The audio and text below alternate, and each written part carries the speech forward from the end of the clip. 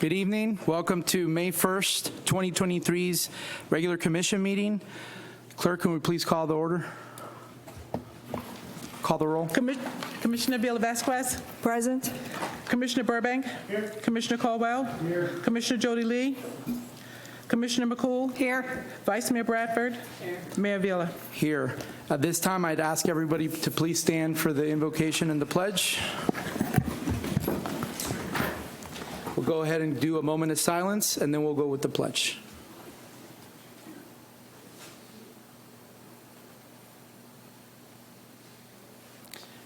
We can please have Ms. Debbie Phillips come so she can do the Pledge of Allegiance. If you'll join me, please. I pledge allegiance to the flag of the United States of America and to the republic for which it stands, one nation, under God, indivisible, with liberty and justice for all. Thank you. You may be seated.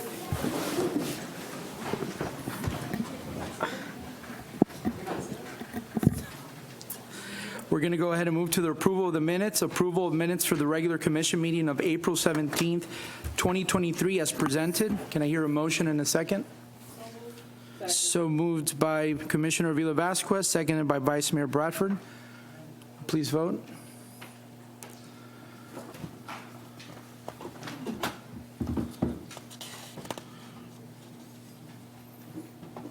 Motion passes 6-0. We're going to now move on to presentations, awards, and reports, starting with the Superstar Student of the Month. If we can please have the commission go down to the chambers or to the floor.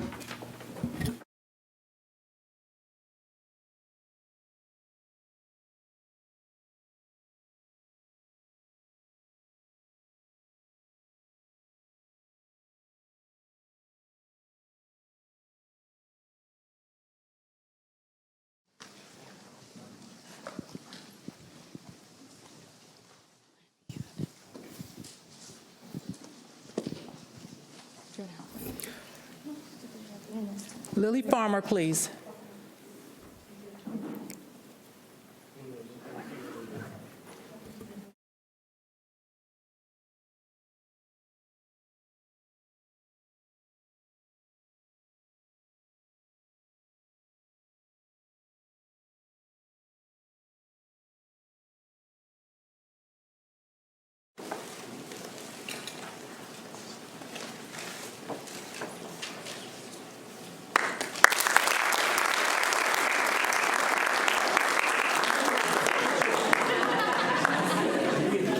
TFL Viard, please.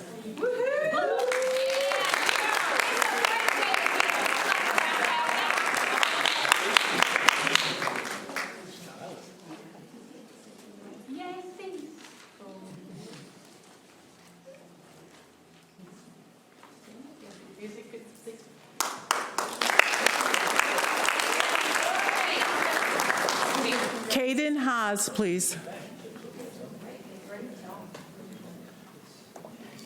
Caden Haas. Sincere McIver.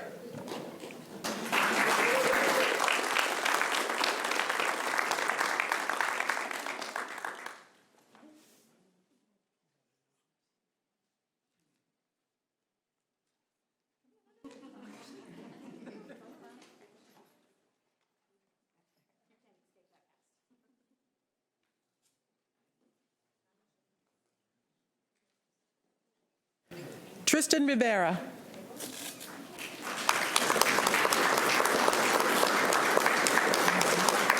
Tristan Rivera, please. Noah Ramos.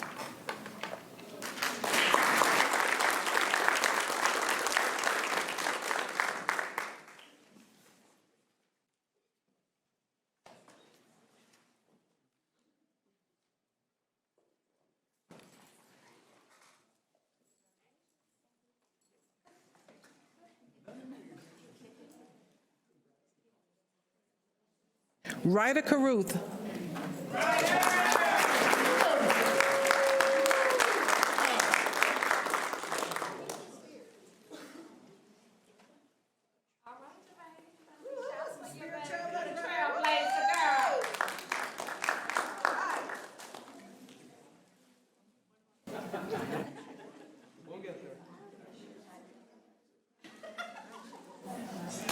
Danelia Flores.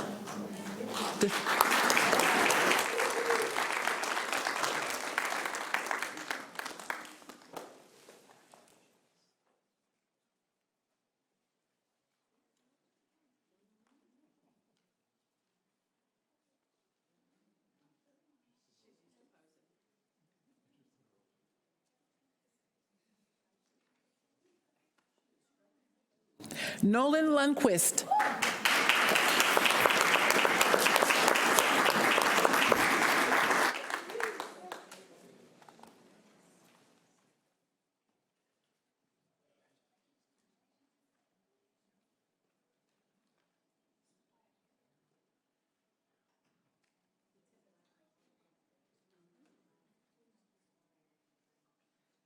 Julianis Soto Augusto.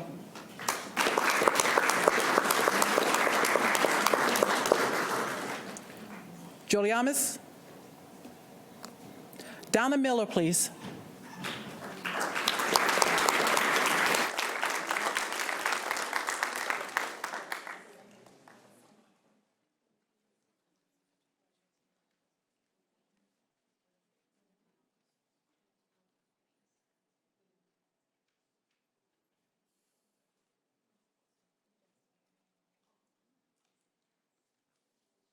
Ashley Zillman.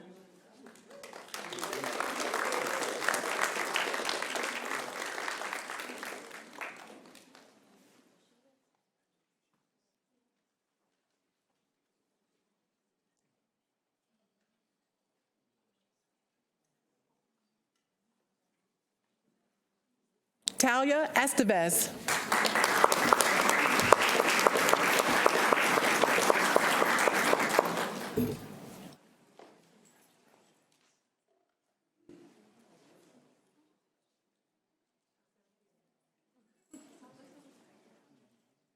Caleb Foster. Caleb Foster.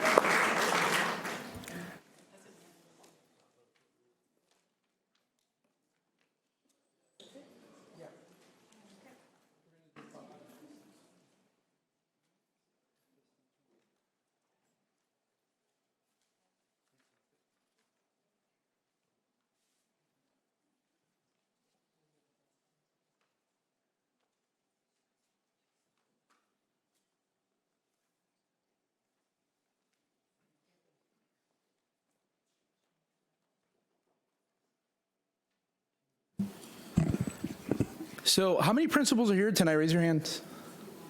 So a big round of applause. Today's actually Principal Day, so congratulations to our principals. All right, at this time, we're going to go ahead and move forward with a couple of proclamations that we have in the city of Deltona. First one is a proclamation for the day of prayer. Do you have any pastors here tonight? If you can please come forward. And I'm going to read the first proclamation. It says, whereas throughout history, Americans have lifted up fervent prayers to God on behalf of our nation. From the first gatherings of our founding fathers, elected officials have prayed and entreated those they serve and represent to join them in prayer, including the authors of our Declaration of Independence, wrote that they, the representatives of the United States of America, in General Congress, assembled, appealing to the Supreme Judge of the world, and carried on present day in presidential proclamations such as last year's invitation to join him in asking for God's continued guidance, mercy, and protection. And whereas National Day of Prayer has not only been part of heritage since it was declared by the First Continental Congress in 1775, but it is a public law established in the United States Congress in 1952, approved by a joint resolution and amended by Congress and President Reagan with Public Law 100-307 in 1988, affirming that it is essential for us as a nation to pray and directing the President of the United States to set aside and proclaim the first Thursday of May annually as National Day of Prayer. And whereas in our state and across America, the observance of National Day of Prayer will be held Thursday, May 4th, 2023, with the theme, Pray Fervently in Righteousness and Able Much. Based on the verse in James 5:16, the effective fervent prayer of the righteous man avails much. And whereas every first Thursday of May on National Day of Prayer, we not only express our faith and exercise our freedom in prayer, but unite our hearts and voices in prayer, in personal prayer, and public gatherings throughout our city and across our America with fervent praise, repentance, love, and humble intercession for our neighbor and our nation, holding fast to the promises throughout the Holy Scriptures that the Lord hears and avails much as he answers the faith-filled prayers of his people. Now, therefore, we, the mayor and commission of the city of Deltona, Florida, do hereby proclaim May 4th, 2023 as a day of prayer throughout the city of Deltona, and I commend this observance to all the citizens executed this first day of May. Thank you. Now, if I can have Ms. Dana McCool, Commissioner Dana McCool, come up, and she's going to read the mental health awareness proclamation. Thank you, Mr. Mayor. You're welcome. This is one of my near and dear platforms here as I serve on the commission to make sure that we have access to mental health and drug and substance abuse help for any constituent, any resident that reaches out for it. So with that being said, whereas mental health is a part of overall health that sustains an individual's thought processes, relationships, productivity, and the ability to adapt to change. And whereas 1 in 25 adults live with mental illness such as a major depression, bipolar disorder, or schizophrenia. And whereas roughly 1/2 of chronic mental illness begins by mid-teens and 3/4 by the mid-20s. And whereas early identification and treatment can make a difference in successful management, mental illness, and recovery. And whereas it is important to maintain mental health and to recognize the symptoms of mental illness and seek help when it's needed. And whereas Mental Health Month is an opportunity to increase public understanding of the importance of mental health and to promote the identification and treatment of mental health. Now, therefore, we, the mayor and the commission, the city of Deltona, do hereby proclaim the month of May 2023 as Mental Health Awareness Month in Deltona and encourage all residents of Deltona to learn more about mental health. Executed this first day of May 2023. Thank you so much, Commissioner Dana McCool. At this time, I'd like to call Commissioner Avila Vasquez so she can read the proclamation for Professional Municipal Clerks Week. Thank you, Mayor. This one is also special to us because we have the best administrators here in the city of Deltona. Yeah.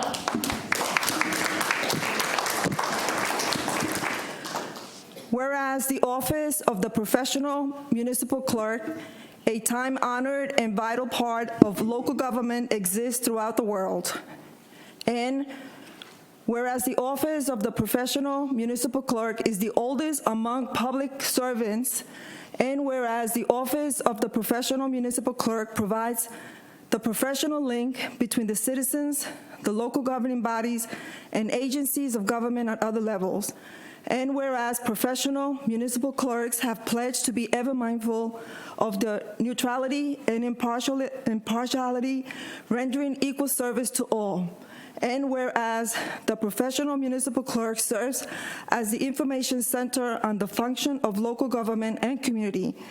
And whereas professional municipal clerks continually strive to improve the administration of the affairs of the office of the professional municipal clerk through participation in education programs, seminars, workshops, and the annual meetings of their state, provincial, county, and international professional organizations.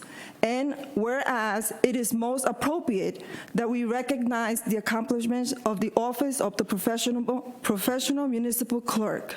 Now, therefore, we, the Mayor and City Commission of Deltona, do hereby recognize April 3rd through May 6, 2023 as Professional Municipal Clerks Week, and further extend appreciation to our professional municipal clerk, deputy city clerk, and staff for the vital services they perform and their exemplary dedication to the city of Deltona. Executed this first day of May 2023. Santiago Avila Jr. and Commissioners. With joy, so. Here's the speech. No. you for your work. Appreciate it. Appreciate you. Wait, let's just come down one. Yes. Great job.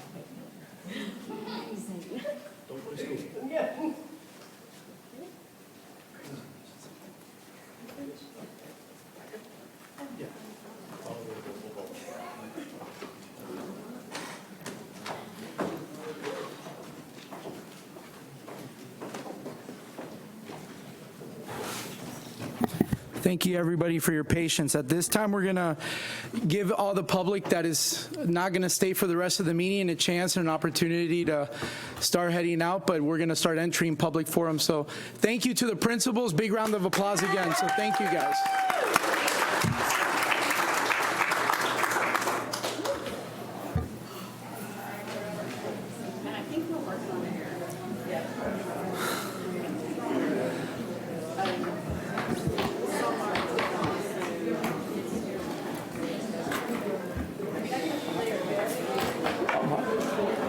What? I can't hear this. Yeah.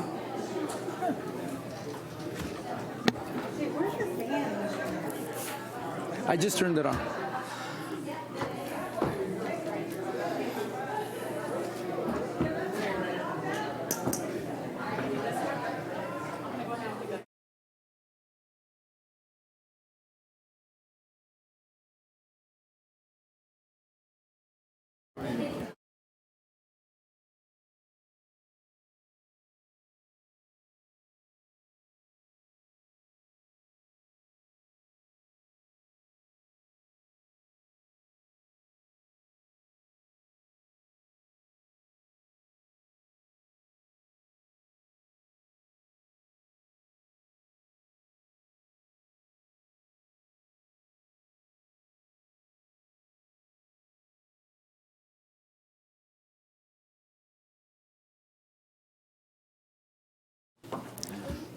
Madam Clerk, can we please start with public comment? Billy Fowler, please. Then Douglas McDonald, then Barbara Hamahan, and then Janet Diet. Billy Fowler, please.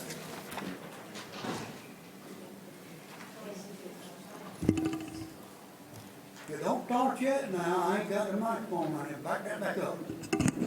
Now, y'all expect me to be respectable, y'all don't start the clock. All right, my first concern is that I got a letter from the city manager denying me that they're gonna do anything to my swells. I got the letter, all right, Freedom of Information, charged me 15 cents per page. Why come they couldn't turn that page over and cut the cost? 15 cents for a sheet of paper. But yet I can get a letter from the city manager, and he writes on the back, he types on the back. Was this contract that the city manager got, was it wrote up by him, or was it wrote up by the attorney at the time? If it was, then it's null and void because he used our taxpayer dollar to have it done if it was done by which Fowler signed off on it. So Fowler was a lawyer at that time. And to read it, yes, it's professional by a lawyer, or attorney, ever what you want to call him. But anyhow, that's getting to that now. The city manager has denied me that they're going to do anything. Yeah, they sent all their 10 or 15 people out there from the time Cooper come out and looked if everything could be worked out. But they got rid of Cooper. Then they hired Peters. Peters come out there, he looked, then he sent some public works out there to replace a little bit of sod. But first he said, I got to hire an engineer. I said, Peter, aren't you an engineer? Well, I got to hire somebody that's outside. So the engineer come out, and I met with them, and talked with them. They wouldn't give me no information. They had to get back with Peters, that I would have to get back with Peters.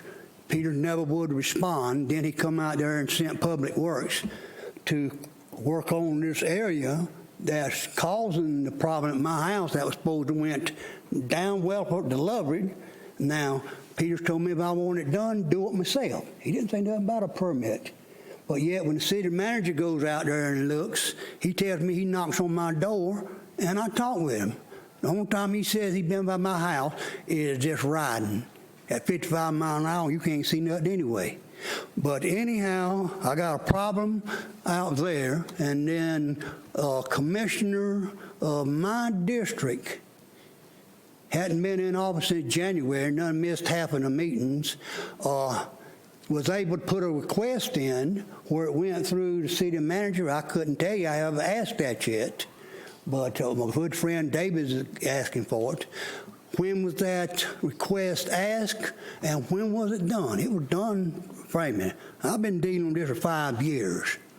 I got photos that none of them, even Public Works nor the city manager, would respond to any of my texts hardly.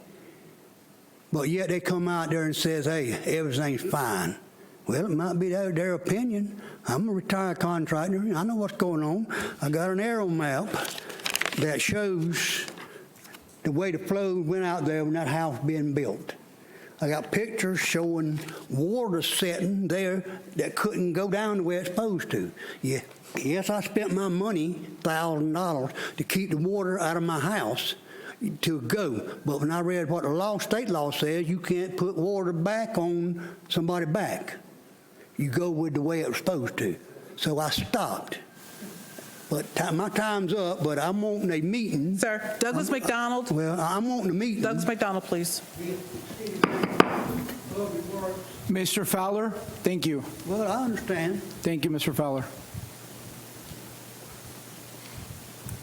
Good evening, Mayor and Commissioners. Doug McDonald, Surrey Run Court here in Deltona.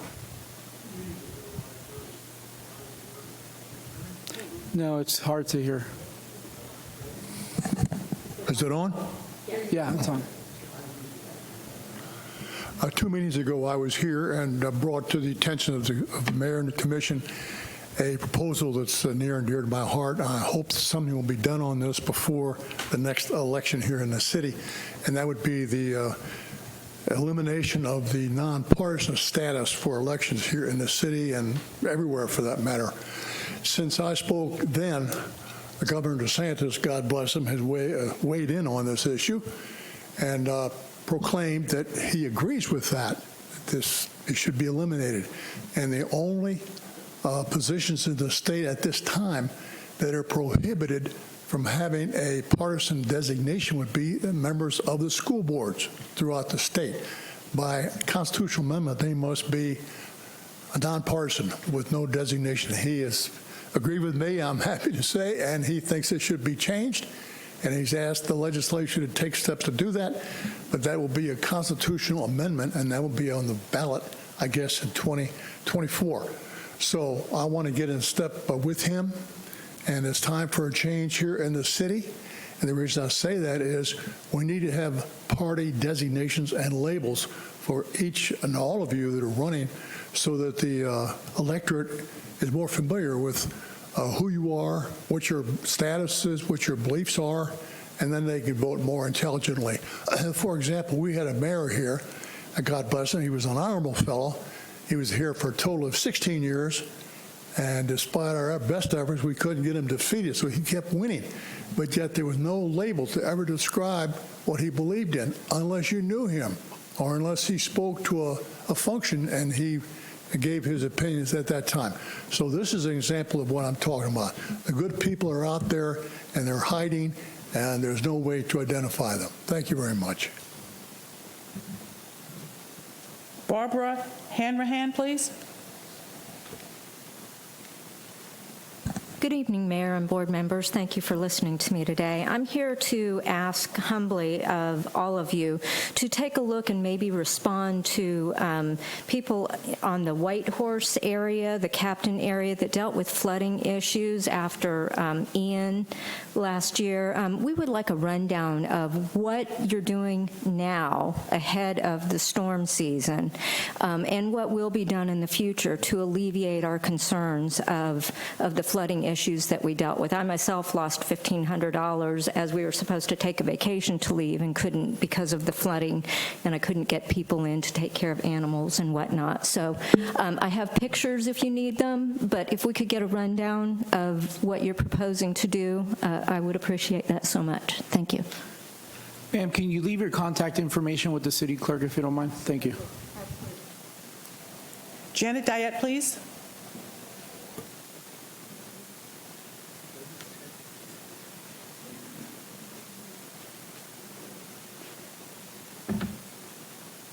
I am winging it, so bear with me. I hope I can get done.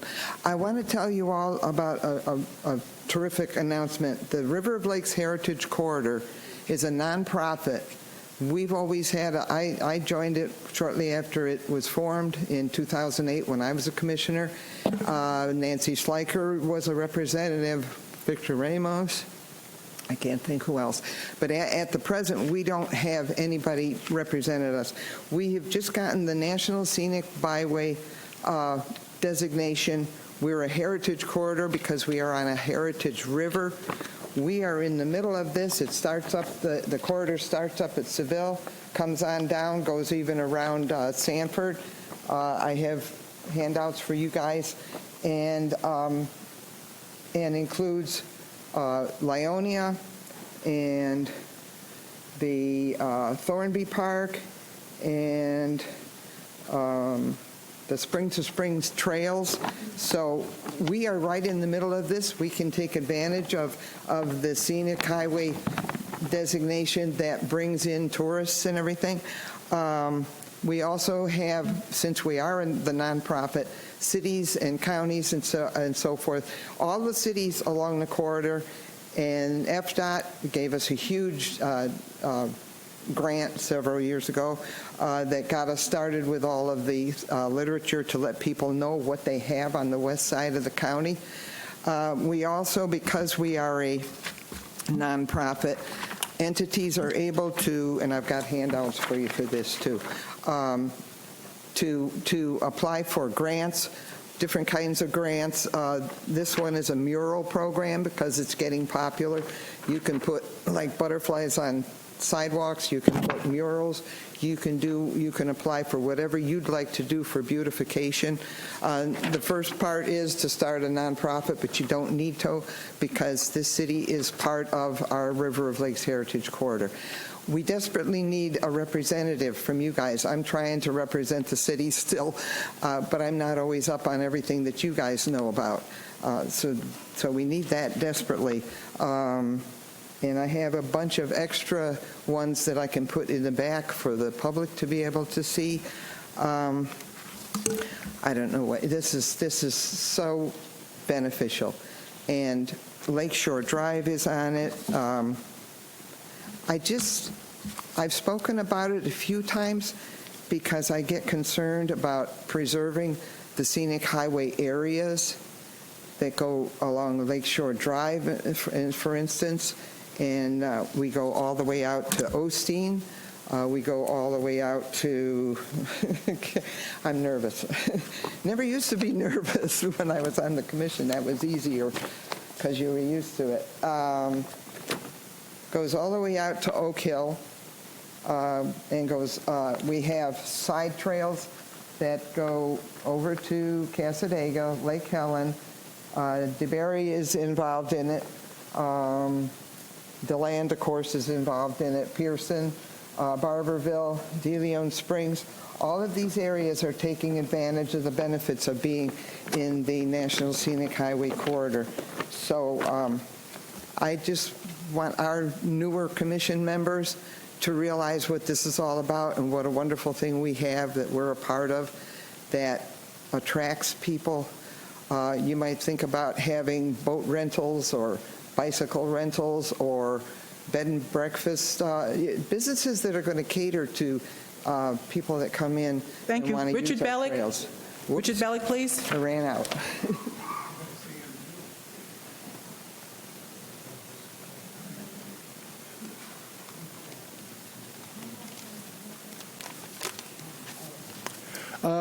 Good evening. I want to, Mr. Caldwell, Mr. Burbank. The other guy ain't here. The audit. Come on, it's 5 months now. You promised up in the community center. That'd be the first thing you do. You've done nothing. Nothing. Now, I want to ask you, Mr. Caldwell, who asked you to make the recommendation to keep Marcia as the city Mr. attorney? Bellick, if you can just direct that at me, please. Mayor, I want to ask Mr. Caldwell, who directed him to ask, to make the motion to keep Marcia as city attorney? I also want to know if the city manager can hire a company and then work for that company as a consultant. I mean, I don't see Lori Lightfoot and Bonnie Fife up there. I mean, is this the Headless Horseman or something? This is crazy. Now, Stone Island, multi-million-dollar lawsuit, and we all know the rumors of the other suits that are going to come too. She can't handle them. She's not going to be able to handle that Stone Island deal by herself. Come on. That's multi-millions of dollars there. There's going to be top-notch lawyers. And this charade that goes on here, this favoritism, because maybe she does you a favor on the side or whatever, I mean, it has to stop. It's got to stop. Now, another thing. I do not like that giving the city manager's wife dental coverage. I mean, if she's going to get dental coverage, then give us a daily report every time she goes to the dentist. Let the people know. Dental coverage? That guy's making $200,000 a year. He ain't going to be here that long. In the end, you know what the story's going to be. He's going to walk away, and then he's going to sue you. It's a pattern. It's been going on for years. It don't stop.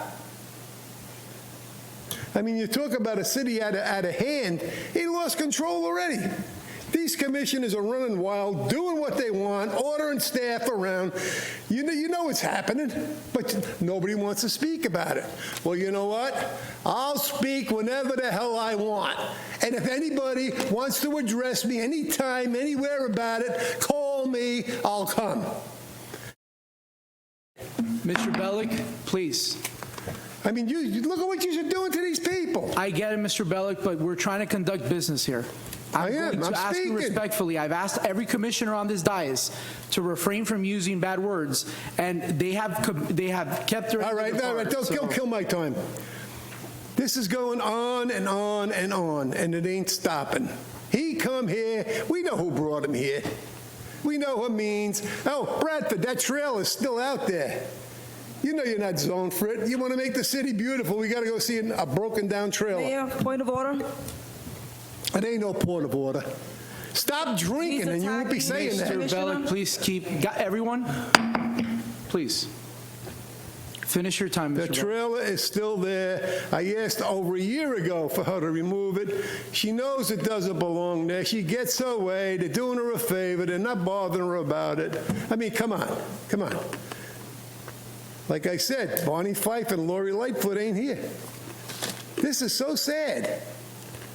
Listen, I don't think the people would mind a few things if you put a few bucks in your pocket here or there or whatever. But I mean, now you're this far from committing the Brinks robbery again. Former Commissioner Sosa, please.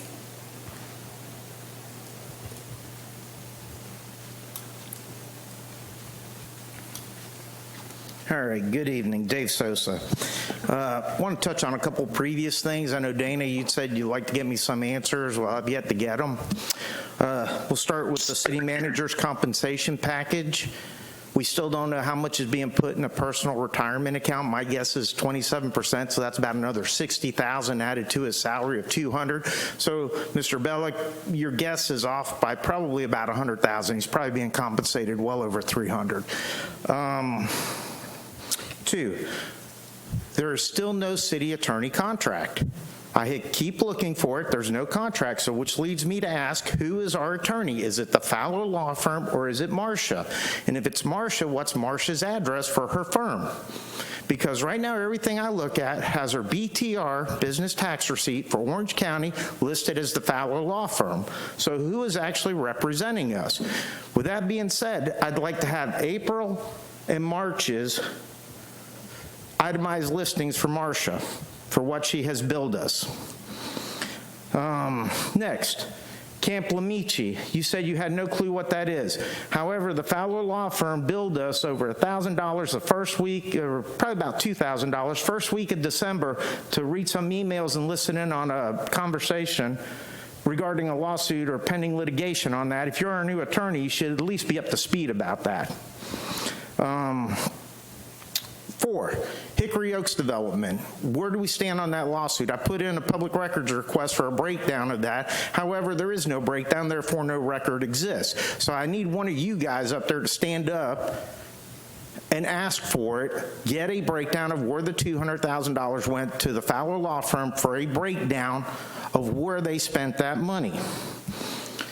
5, I'm not sure if any of you have read the 2022 Comprehensive Financial Plan that was given out about a week ago. I was bored last night, so I started reading it. I got to about page 90, and it really seems like John Peters was right with the unfunded liabilities for the fire union. He kept stating there were between 12 and 14 million. The fire union kept saying it was about 8 million, that he was a liar and he was a bad actor. However, if you look at that report, you will see the actual liability is $13,462,594. So John Peters was spot on when he said that. So now, Jim Chisholm, you're going to have to figure out how to come up with that money. Next. Tom Burbank. You had made a comment, Mayor, last week about him having access to the Veterans Museum and the Little Red Schoolhouse. He, according to some emails, pilfered items from both those locations. Mr. Chisholm said that it wasn't much, that it had a small monetary value, and they had a detailed list of everything that was in those locations. Therefore, I would like a public records request for all items inside the Little Red Schoolhouse that were itemized, and then I would like everything that was taken from the Little Red Schoolhouse. On a second one, I would like everything that was in the Veterans Museum and what was taken from the Veterans Museum. To me, in my book, you got access to a key through a Parks and Rec saying you were staff, went in there and took items. That's theft.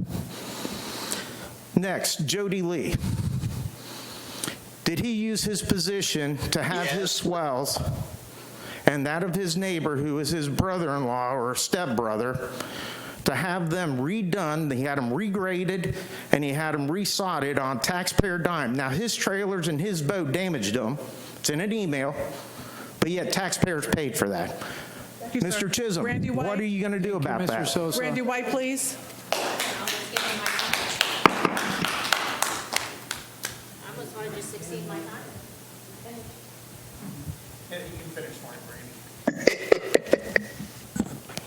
Brandy White, Deltona. Well, that's a whole nother stuff that I'm not going to get into. I did want to mention the city attorney contract. He's already touched base on that. Could we get an update regarding the increasing water level to 3 island lakes over by Catalina, Lake Helen Osteen Road? Teacher Chris, as everybody refers to him, has been mentioning and asking questions, and so if I have yet to hear any update, anybody's been out there, checked things, just, some type of update on that. Also, update for land use code as well as the pass-through ordinance. It's kind of like it's just floating out there again. I'm surprised that I still haven't seen it on the agenda.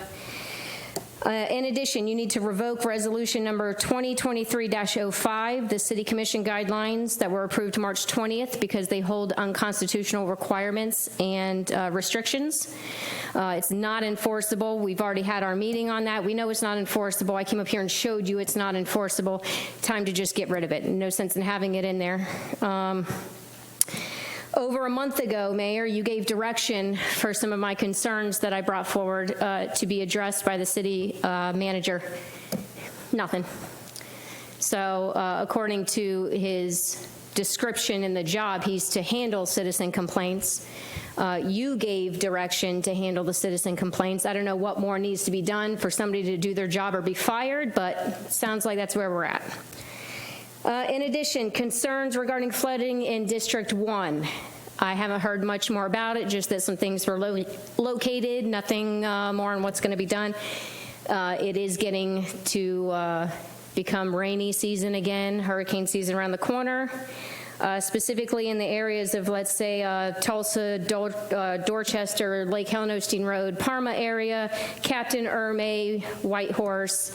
I've given you guys the list. It goes on and on. But if we could get an update on what we're going to do to prevent what just happened, that'd be great for the residents. Appreciate it. Mayor, that closes public comments. Guys, please hold your applause. Thank you. All right, we're going to go ahead and move to ordinances and public hearing.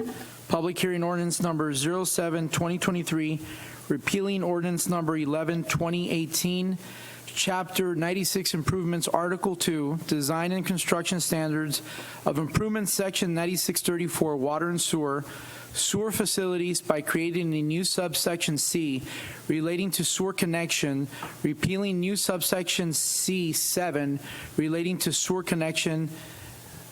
City Manager.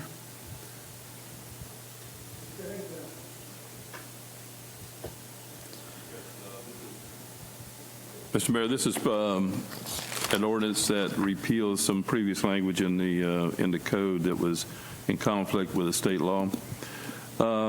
Whereas the City Commission of the City of Deltona adopted Ordinance 11-2018 at second and final reading on May the 21st, 2018, creating a subsection C7 relating to sewer connection, and whereas the City of Deltona desires to repeal Ordinance 11-2018, which was amended to add a new Part 7 and Section 9634, C, sewer connection to the city sanitary sewer system. Now, therefore, be it ordained by the City Commission of the City of Deltona to repeal Ordinance 11-2018 as hereby repealed in its entirety, severability, if any provision of this ordinance or application thereof to any person or circumstance is held invalid, such invalidity shall not affect any other provision or application of this ordinance, which can be given effect without the valid provision or applications. Section 3, effective date, the ordinance shall take effect upon its final adoption by the City Commission. This is the second hearing, correct? Yes, it is. Okay. Vice Mayor Bradford? Just going to make a motion. I move to adopt ordinance number 07-2023 at second and final reading. It was seconded by Stephen Call. So we have a motion by Vice Mayor Bradford and a second by Commissioner Stephen Caldwell. Do we have any public comments on this matter? Mr. Bellick? I'm going to skip it. I get tired of talking to a wall. Could we please vote? Oh, Mr. Mayor, may I read the ordinance, please? please, Marcia, read the ordinance. Thank you. Ordinance number 07-2023, an ordinance of the City of Deltona, Florida, repealing ordinance number 11-2018, Chapter 96 Improvements, Article Design and Construction Standards of Improvements, Section 96-34, Water and Sewer, Parent C, Sewer Facilities by creating a new subsection C7 relating to sewer connection, repealing of the new subsection C7 relating to sewer connection, providing for conflicts, providing for severability, and providing for an effective date. Thank you.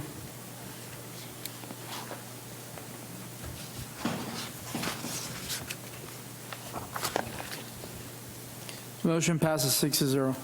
We're going to go ahead and move to old business. I believe this we're treating as a quasi-judicial, correct, Marcia? Yes, sir. Okay. So this is a motion for rehearing, so we're not going to touch on any other matter except of whether we're going to rehear the applicant. So it's a motion for rehearing of ordinance number 04-2023, request to amend the Deltona Village Business Plan Unit Development, Overall Development Plan, Master Development Plan, increasing the number of multifamily unit allocations for the BPUD from 414 units to 652 units. Amendment to the development agreement approved by ordinance number 21/2009 and rezone an additional 26.57 acres of land to be included within the Deltona Village BPUB. And City Attorney, can you please start the quasi-judicial process? Yes, Mr. Mayor. Joe, do you have anything you want to say first? I mean, basically what we're going to do is swear. You want to start? Do swearing in Okay. first is fine. We're going to swear in any folks that wish to testify. We're then going to go through our normal quasi-judicial. Mr. Mayor, we'll turn it back to you and ask you to ask your board if anybody's had any ex parte communications.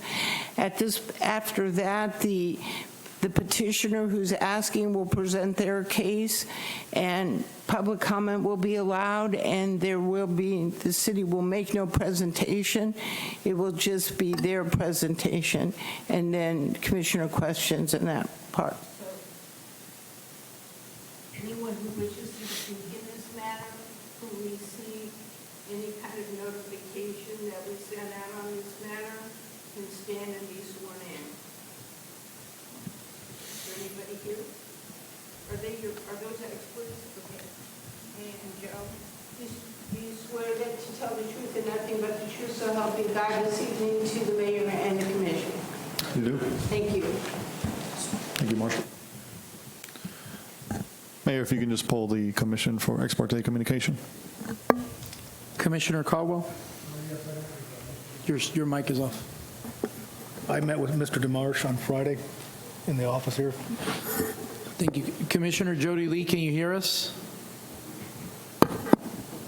Yes, I can. I haven't had any conversation or communication since before the last meeting when they came to the board.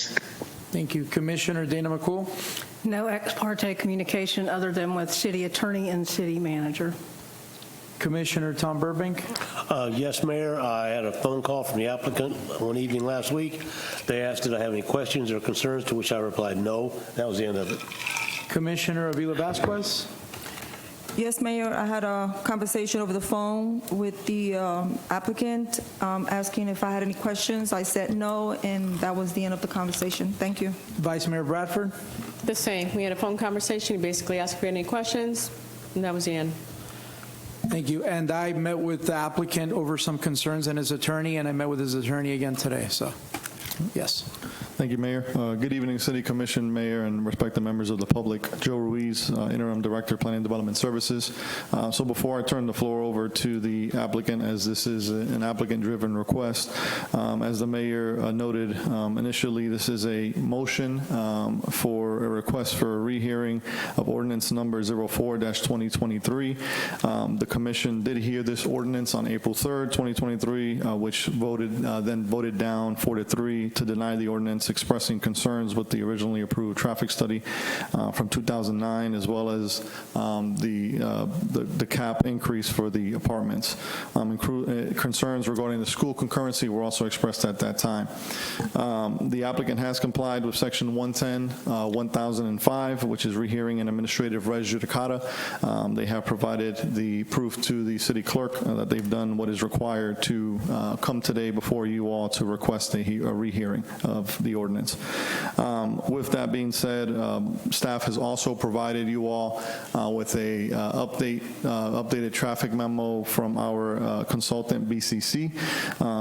Upon direction of the city manager to staff, we contracted with BCC to look into the traffic concerns that were expressed at the meeting. And if you look at through it, there's a lot of good information. And essentially, at the end of it all, we've summed it up to state that if all the projects that are proposed by the applicant are approved by the commission and by staff, the applicant would still be compliant with the original 17,808 average daily trips and 1,141 PM peak hour trips, as well as the 900,000 square feet of retail. Just to kind of give you a real-time number, as was requested, we're looking at about 10,500 average daily trips at the moment. At this time, I will be available for any questions upon the over presentation from the applicant, and I will pass the floor over to the applicant.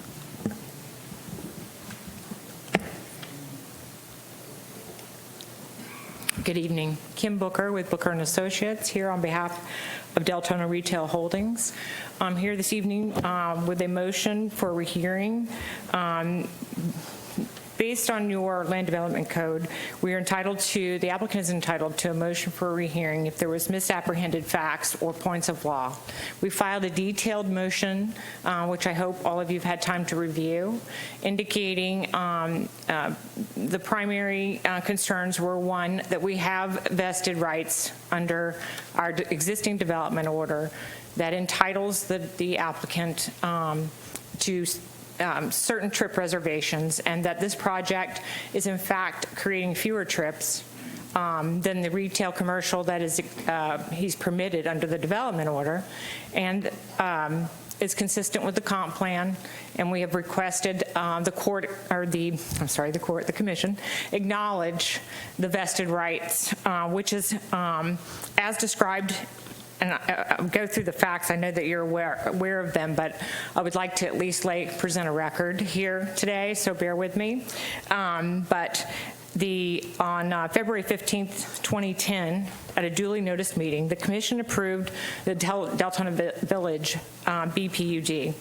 At that time, the trips that were reserved in that development order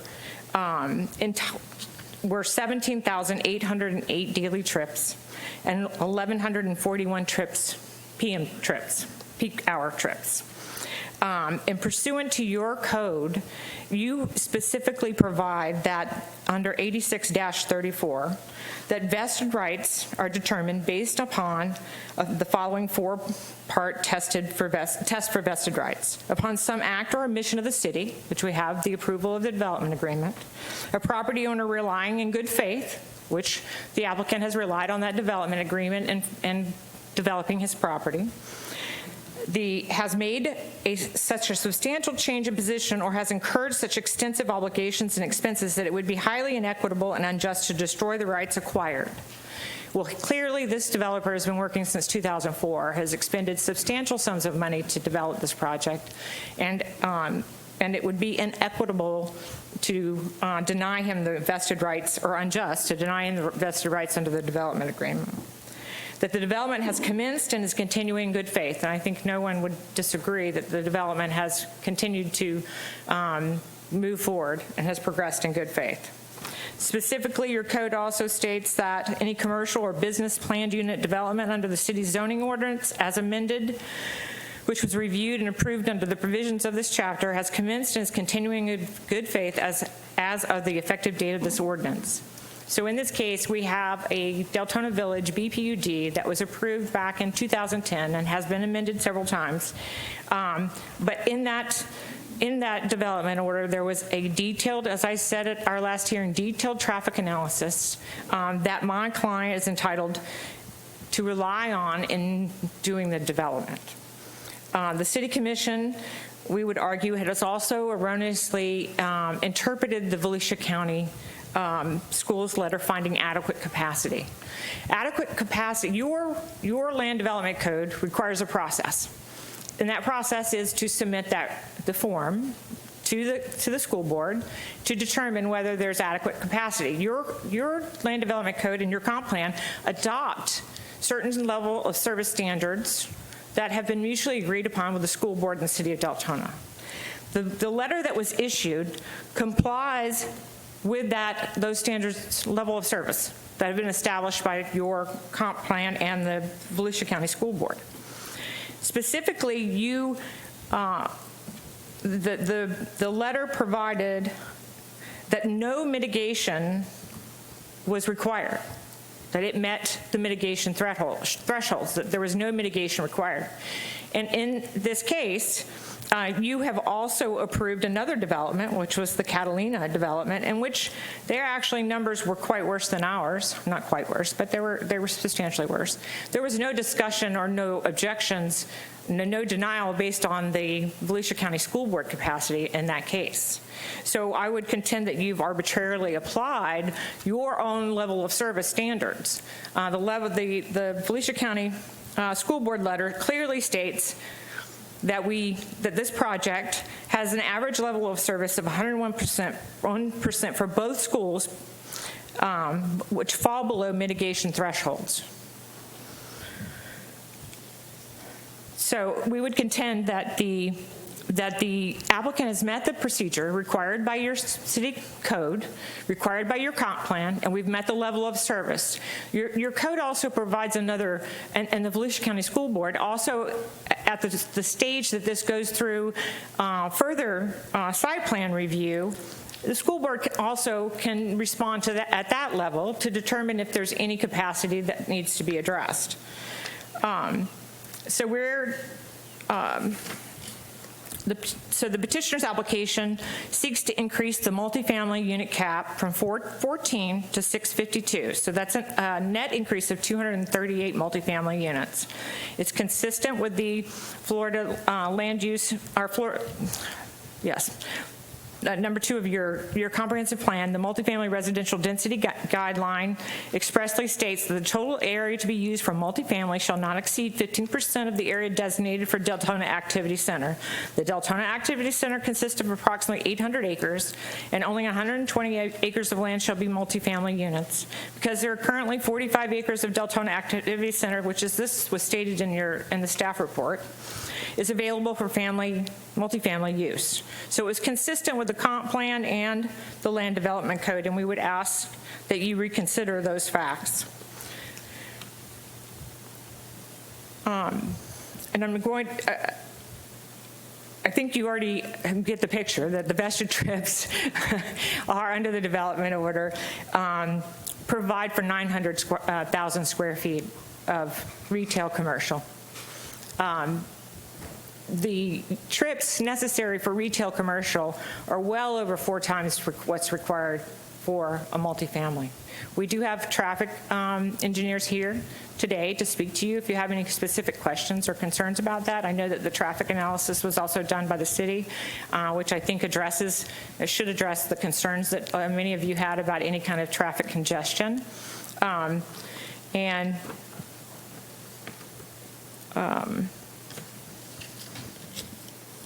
Also, I wanted to point out that under the development order, there is an equivalency matrix, and there seemed to be a little bit of concern about that.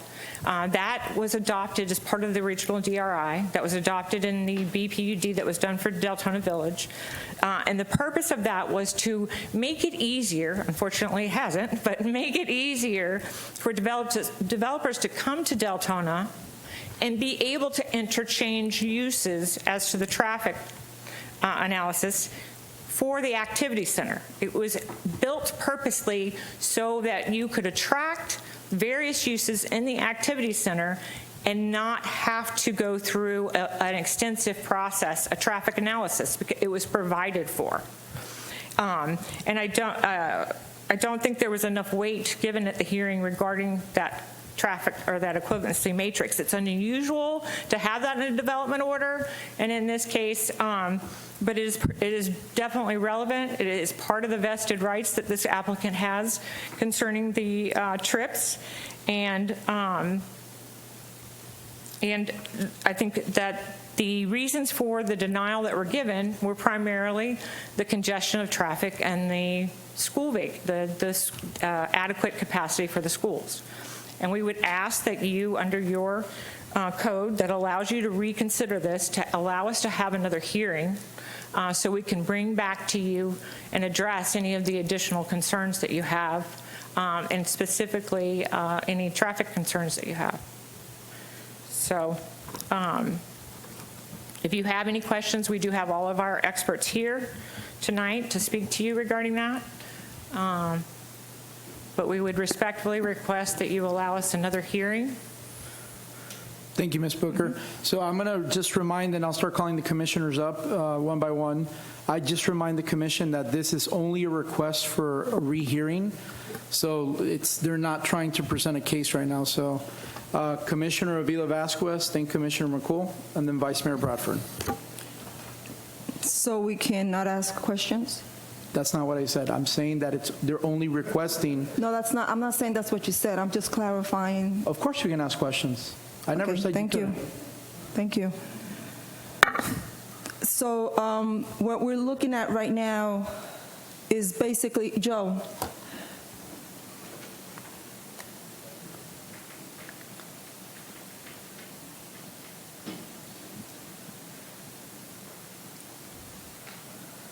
what we're looking at right now is the same thing that was presented to us at the first time.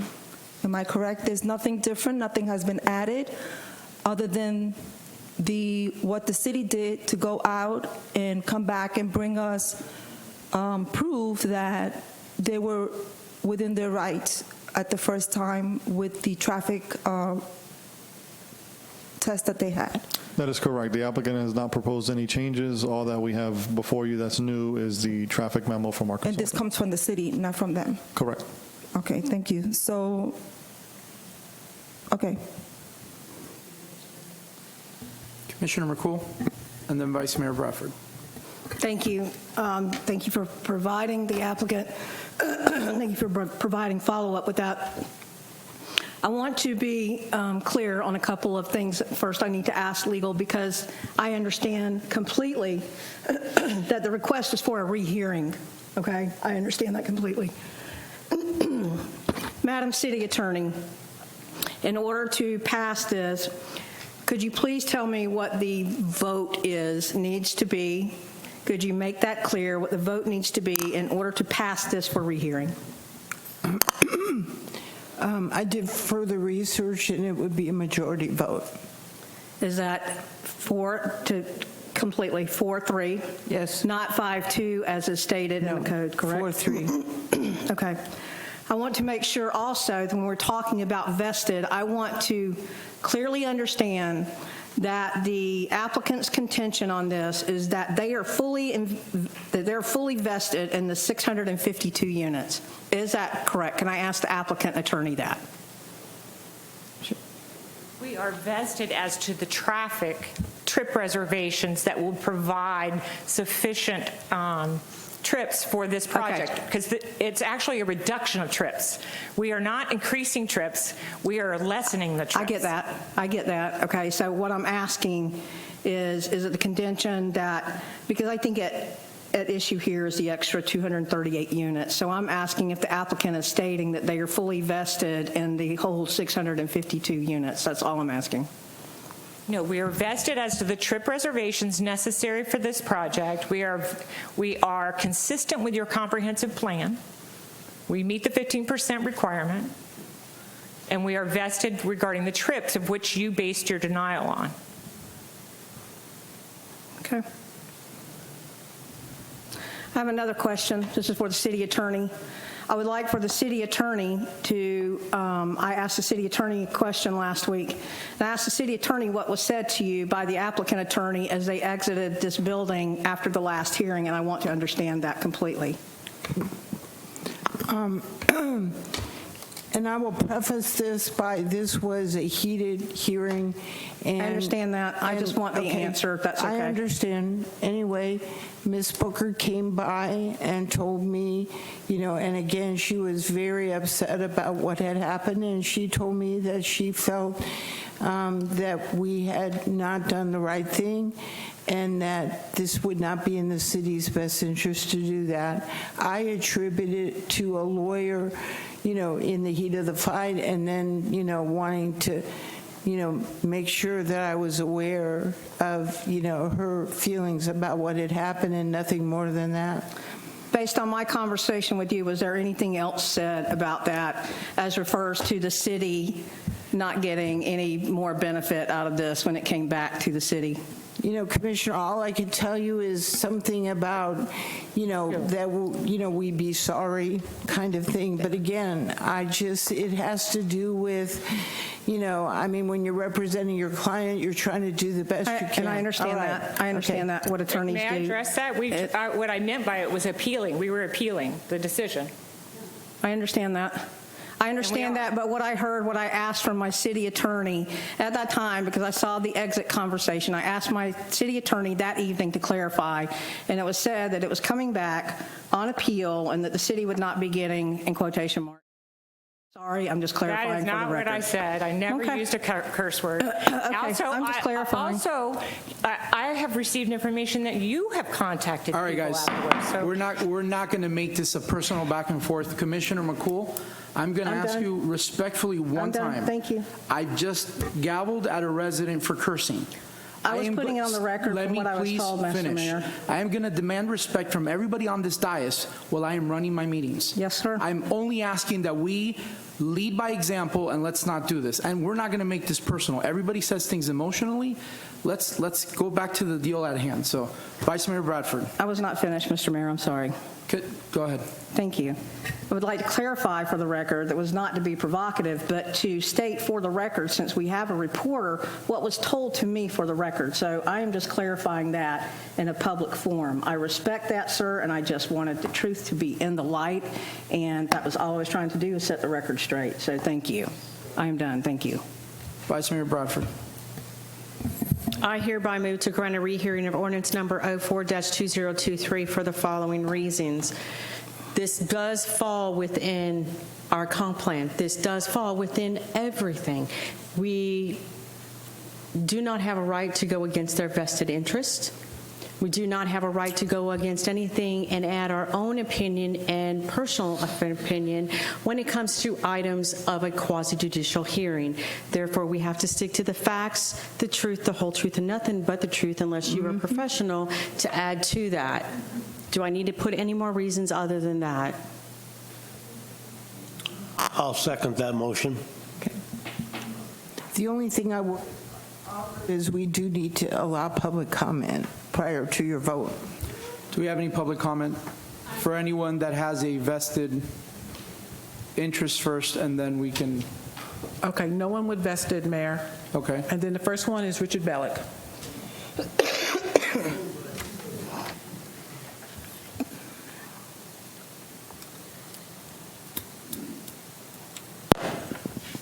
Ms. Bradford, another yes vote out of you. Bill.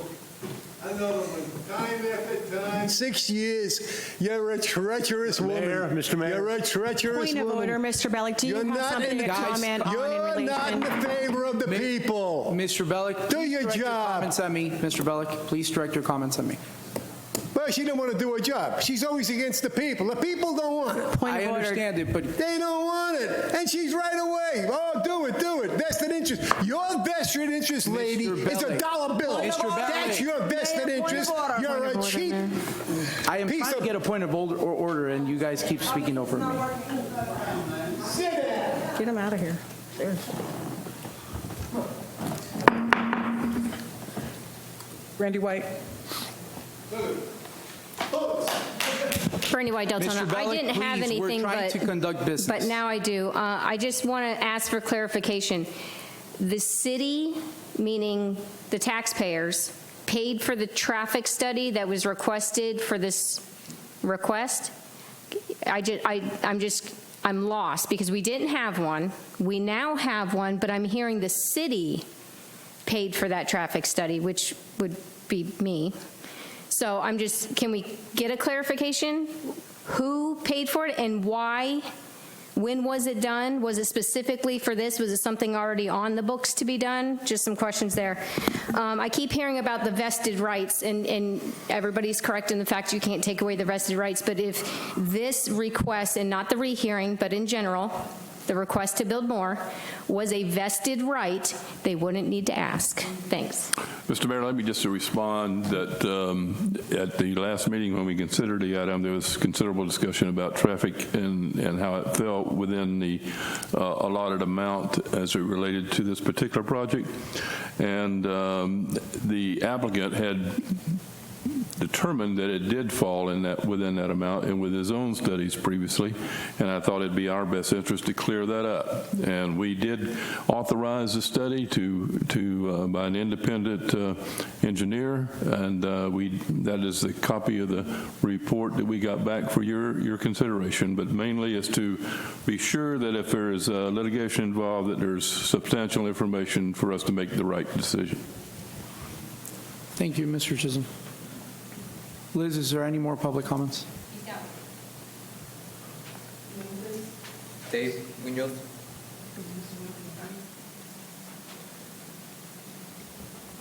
This woman keeps talking about in good faith. I don't think waiting 20 years to build something is in good faith. I don't think knowing our schools are max capacity and adding another 200 units is in good faith. Thanks.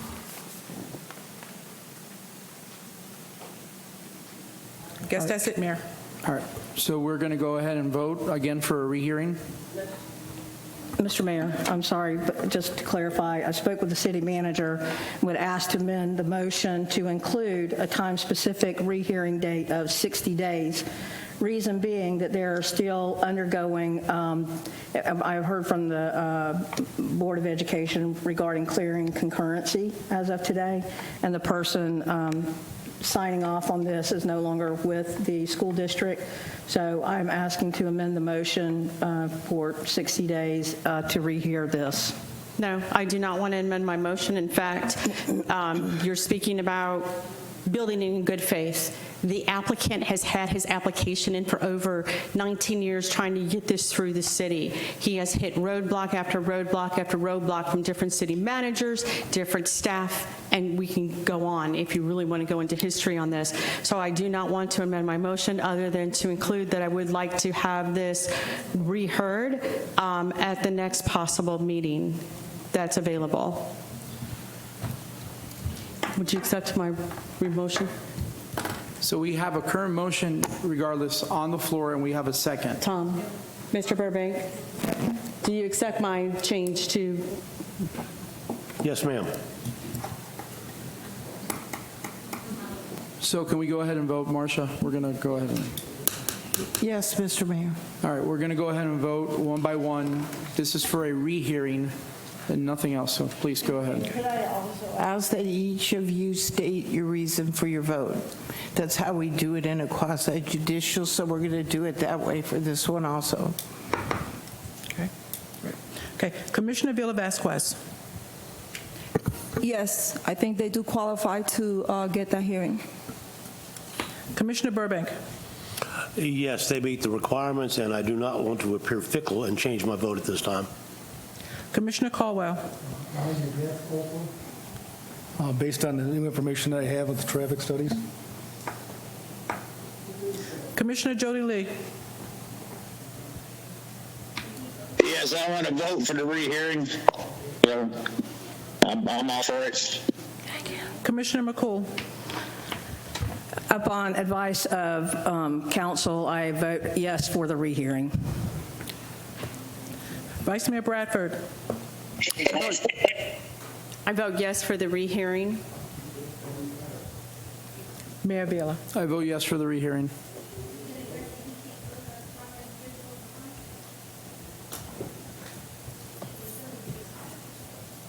I'm not going to respond to it. The motion passes. This time, we're going to go ahead and move to new business, consideration of appointment or reappointment of 7 members of the William S. Harvey Deltona Scholarship Advisory Board. We'll call the clerk.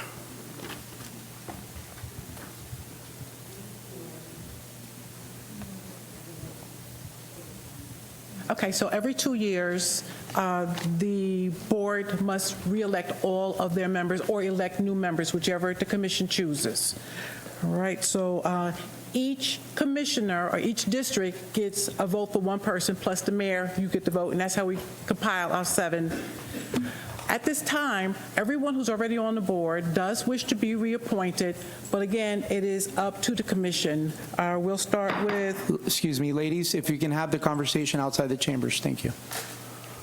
The exception is Mr. Lightbody, who has since moved, which is Commissioner Vasquez. Okay? Ready? All right. District 1, who would you like to appoint? For the record, Ms. Keys, if you don't mind, just so that they know who currently is on that board for their district, that way if they want to reappoint them, they know who they are. If you don't mind, please. I apologize. Commissioner Burbank, you're first. Okay. Commissioner Burbank, your district, David Dawson. I accept her position. Okay. District 2, Vice Mayor Bradford, is Christina Raimundo. I'd like to keep Christina Raimundo. Thank you. Okay. District 3,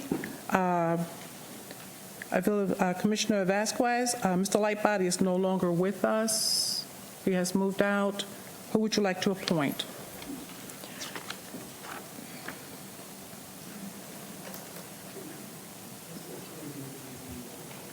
I would like to appoint Angela Hudson. I'm sorry, one more time, I didn't hear you. Hudson? Okay. Thank you. Commissioner McCool, Harry Meeks. Commissioner Caldwell, Ruben Medina. I would like to reappoint Ms. Medina. Thank you. District 6, Jody Lee, Lori Burbank. I'd like to reappoint Ms. Burbank. Okay, and then Mayor, who is your appointment? I'm going to go ahead and reappoint Sandra Dillard. Very good. Thank you very much. Thank you, Commissioner. Thank you. At this time, I want I'm us sorry, to... Mayor, we need to take a vote that everyone approves. Oh, I apologize. Okay. I was going to ask if you needed a motion. Yes, okay. Oh, is that on me? Okay. I move to confirm all the commission and the mayor's appointments for the term to expire on May 31st, 2025 to the William S. Harvey Deltona Scholarship Advisory Board.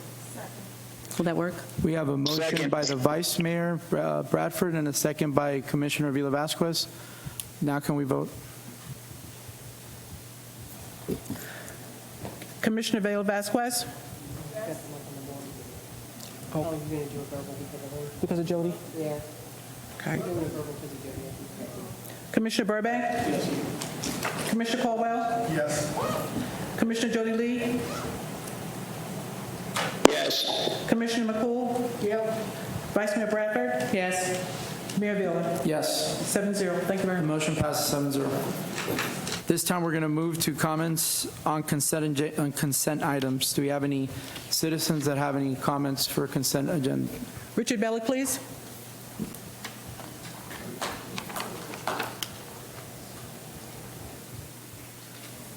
Mr. Bellick, your time is up.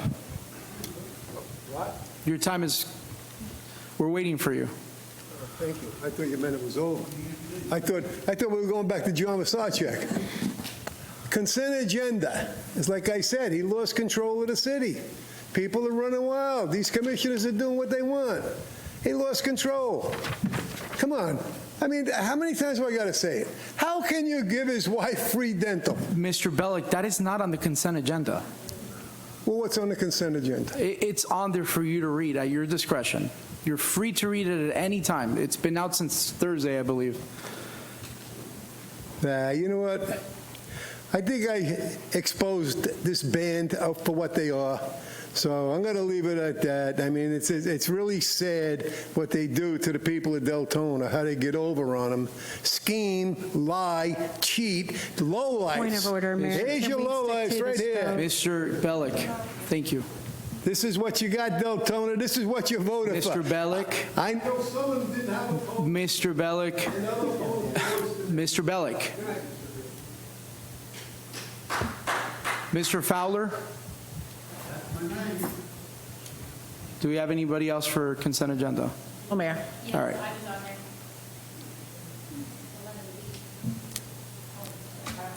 I apologize. Brandy White. All right, you're all right. Brandy White, just a couple questions on 11B. How long was this advertised and where was it advertised? And is it common for there only to be 2 submittals when we advertise for something like this? I was going back in some of the agendas throughout, the last few years, and it seems to be a common occurrence, these same 2 names popping up repeatedly, and sometimes is the only ones out there. So is there a reason it's the only ones we ever get, or are we not advertising for the new companies out there? Are these the only companies available in Florida? I'm just curious if you could give me a little insight on that.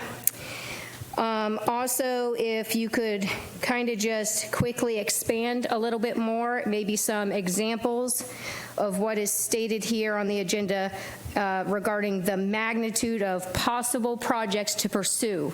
So if we could get some of those projects listed for us, we'd appreciate that. Thanks. Thank you, Ms. White.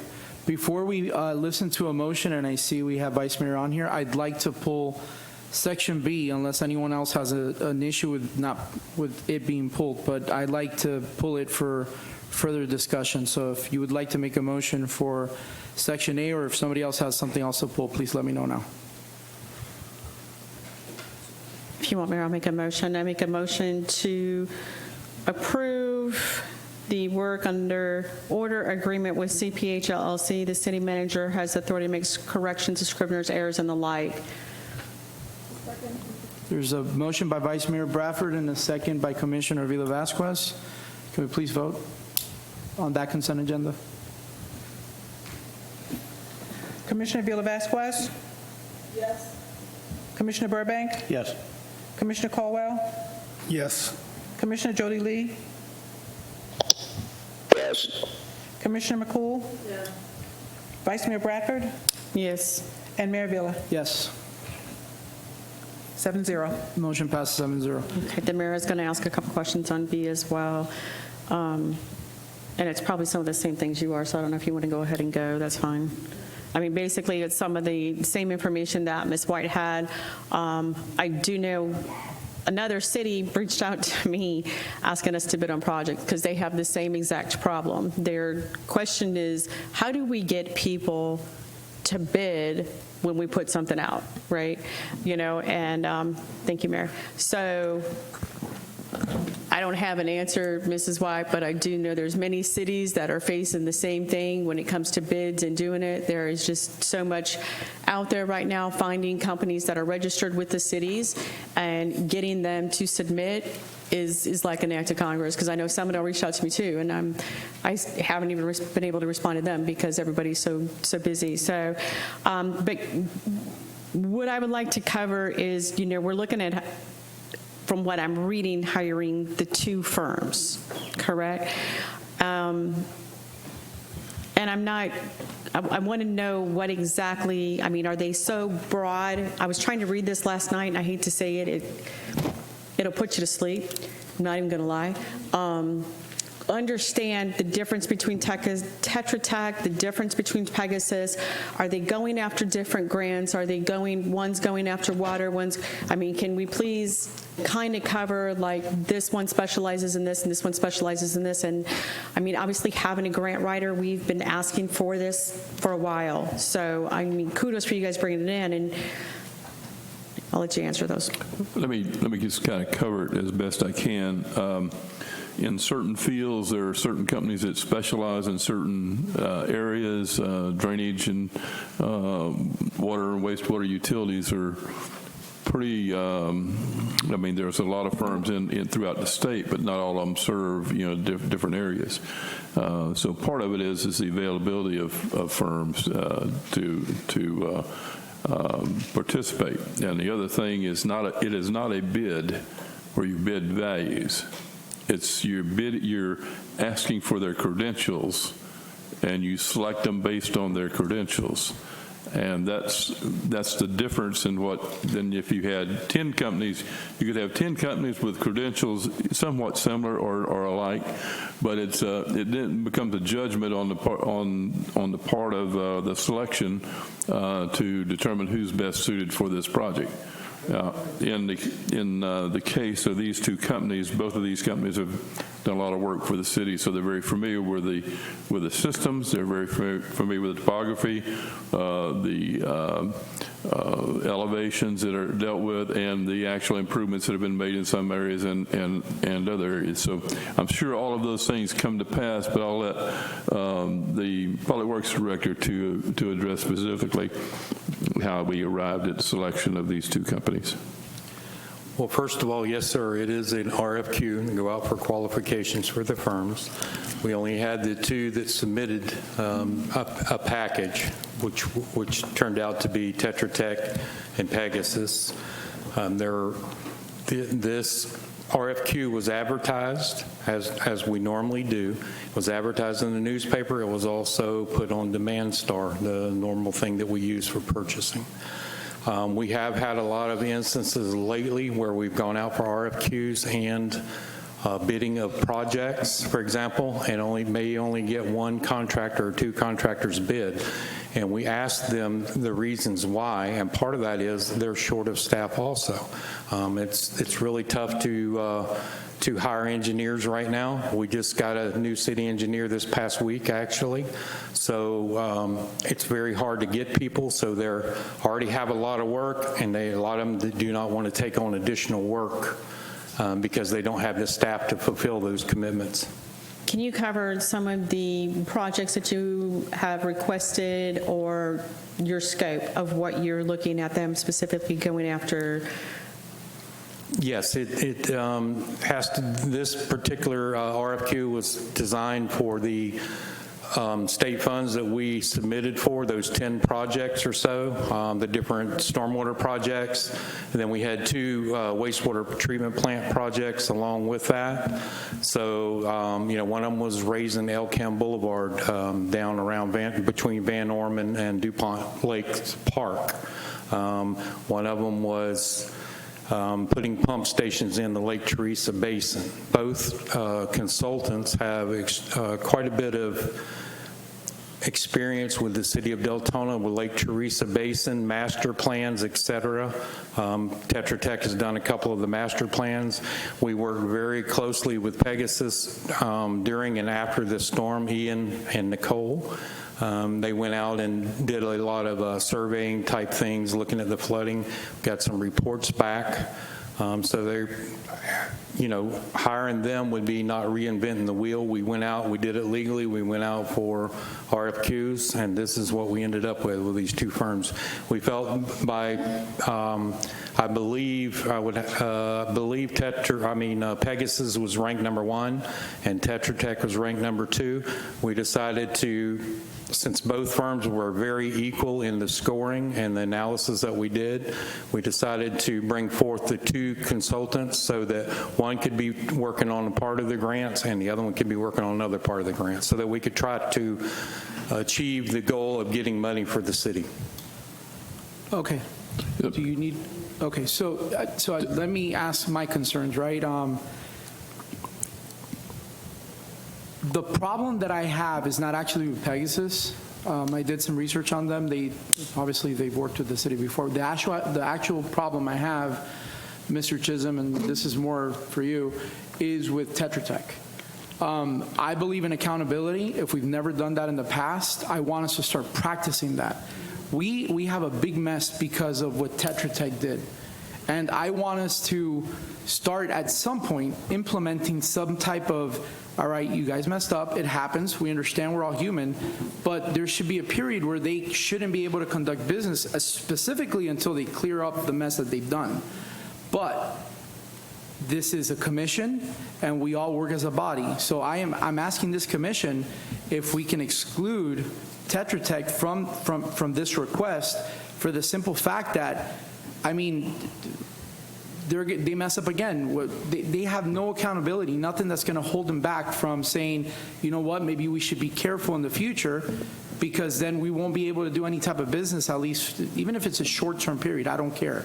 But if we continue to reward them to do business with us, even after they've messed up, I just don't see how that's conducive to business.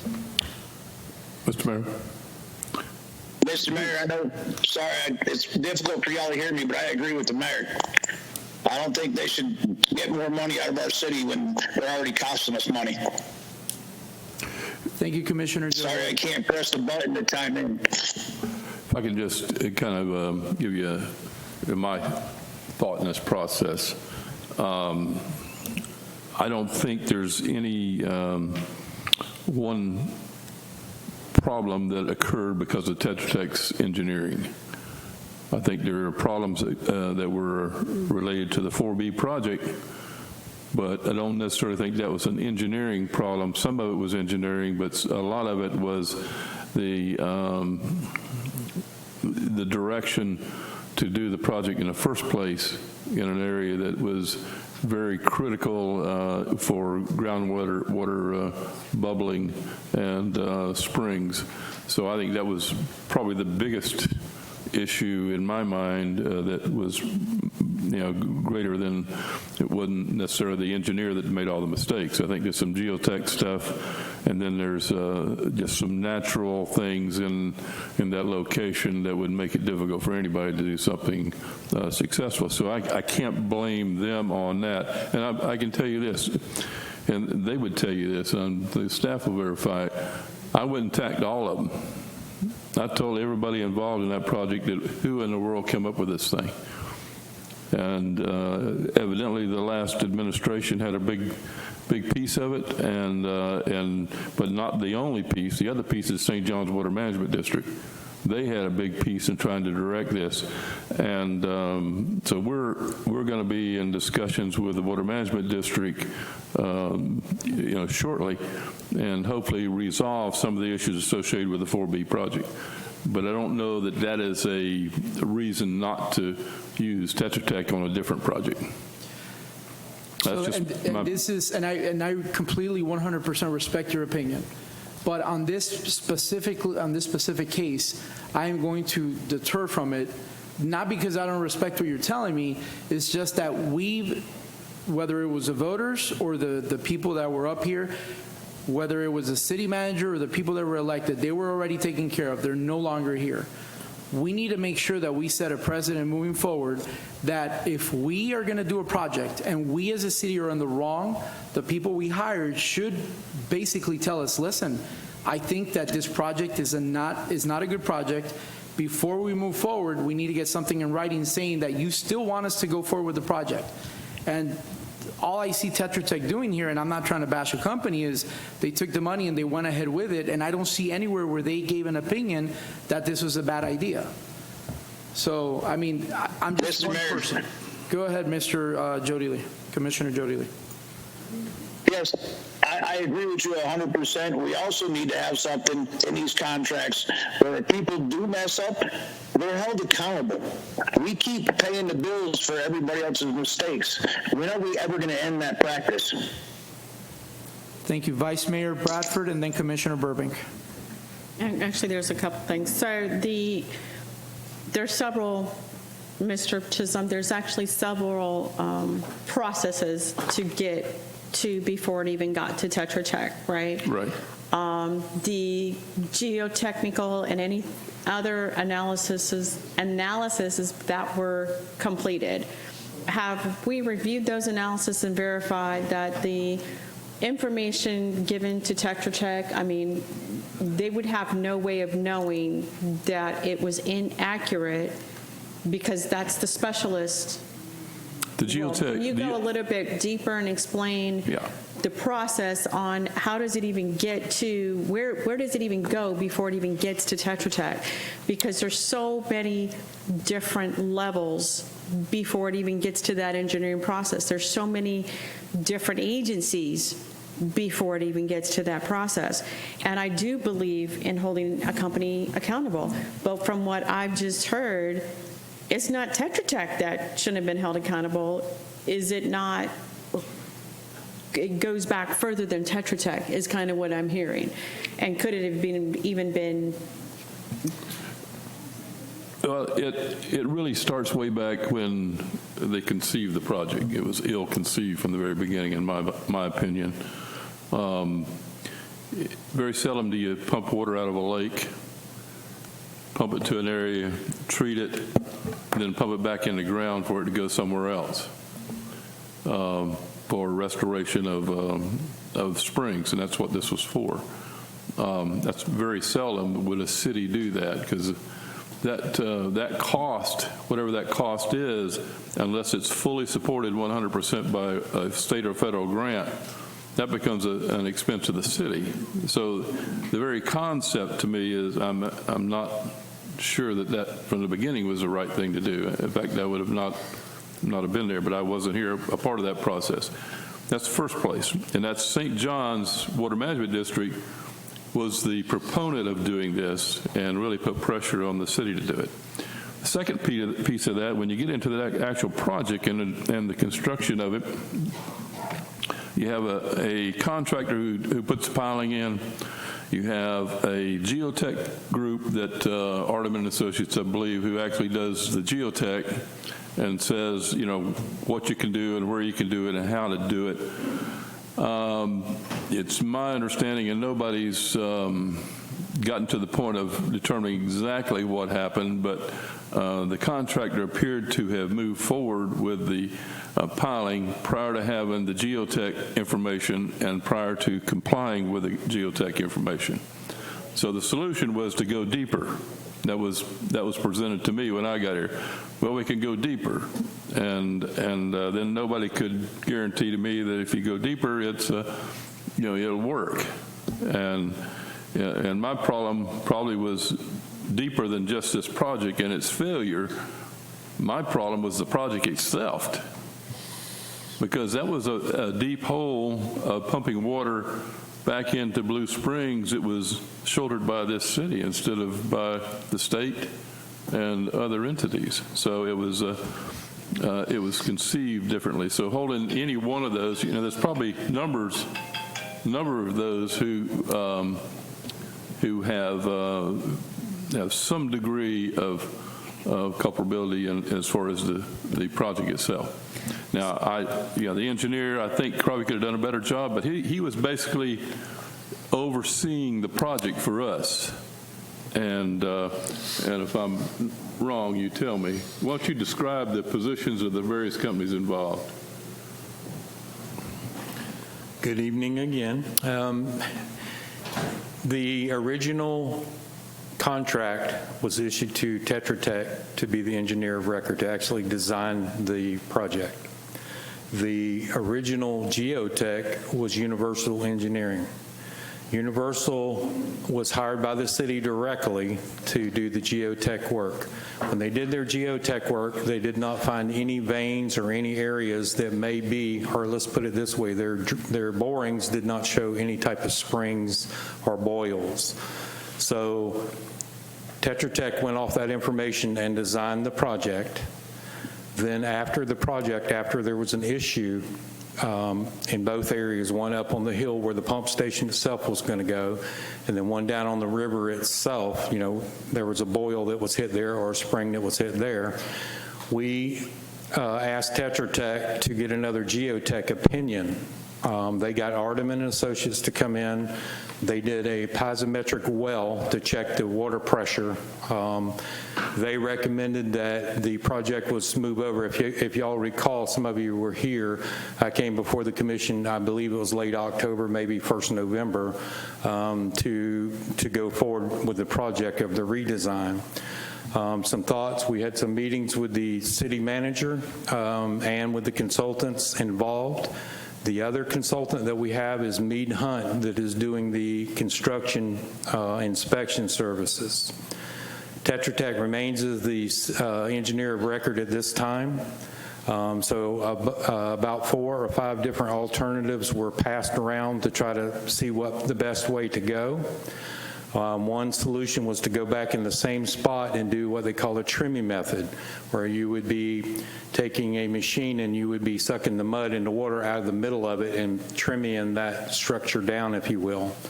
Also, it would be combining both structures into one, rather than having the pump station and the intake structure separately. It would all be into one so that we could make a smaller structure. And one of the alternatives was to try to go back in the same spot as where the original intake structure was dug. The problem with that is you've already breached the layer of clay down there, so no one's going to guarantee that that's going to work if you try to go back in the same spot. So right now we still have, we're going to be having a meeting coming up with St. John's here really shortly, along with our consultants, Tetra Tech and Mead Hunt, to discuss the situation. So as the city manager has stated, I don't know that there's any one particular firm or person that you could lay blame on in this situation. It is, right now, it's up to what the city manager and the commission decide to do going forward, whether we decide to abandon the project and restore it back on the riverside and where the parking lot is itself for the boat ramp. All that lies on, a lot of that is going to be determined tomorrow, what we bring back to the commission for approval or denial, whichever way it goes. So that's kind of where we are. Those are the consultants involved. The contractor that's doing the work is Prime Construction. They've been on the project since day one. We have recently demobilized the contractor until a decision is made, because if you have the contractor, continue to sit on site, then you're continually spending money every month. There are some things that we still have to pay for. The city did do owner direct purchase for a lot of the piping, or all the piping, a lot of the fittings, the pumps, the panels, those types of things. Those things, I would say about 90% of those have already been delivered. There are some things that Prime did order before we decided to disengage with the project. So we still have some truing up to do there. We've talked to DEP for the SRF loan. We've talked to St. John's. Myself, Phyllis, and Julia met with St. John's, discussed with them. They would like to see the project continue to move forward. They did supply us a grant with, I believe it was $3.8 million in that neighborhood. So again, we will be meeting with them, and the city manager and myself and staff will be coming back forward to the commission once that's done. So basically, these were, it sounds like everything went through the process. We went through our geotech, we went through the engineer, we went through the contractor, and help me if I'm trying to run this through my brain.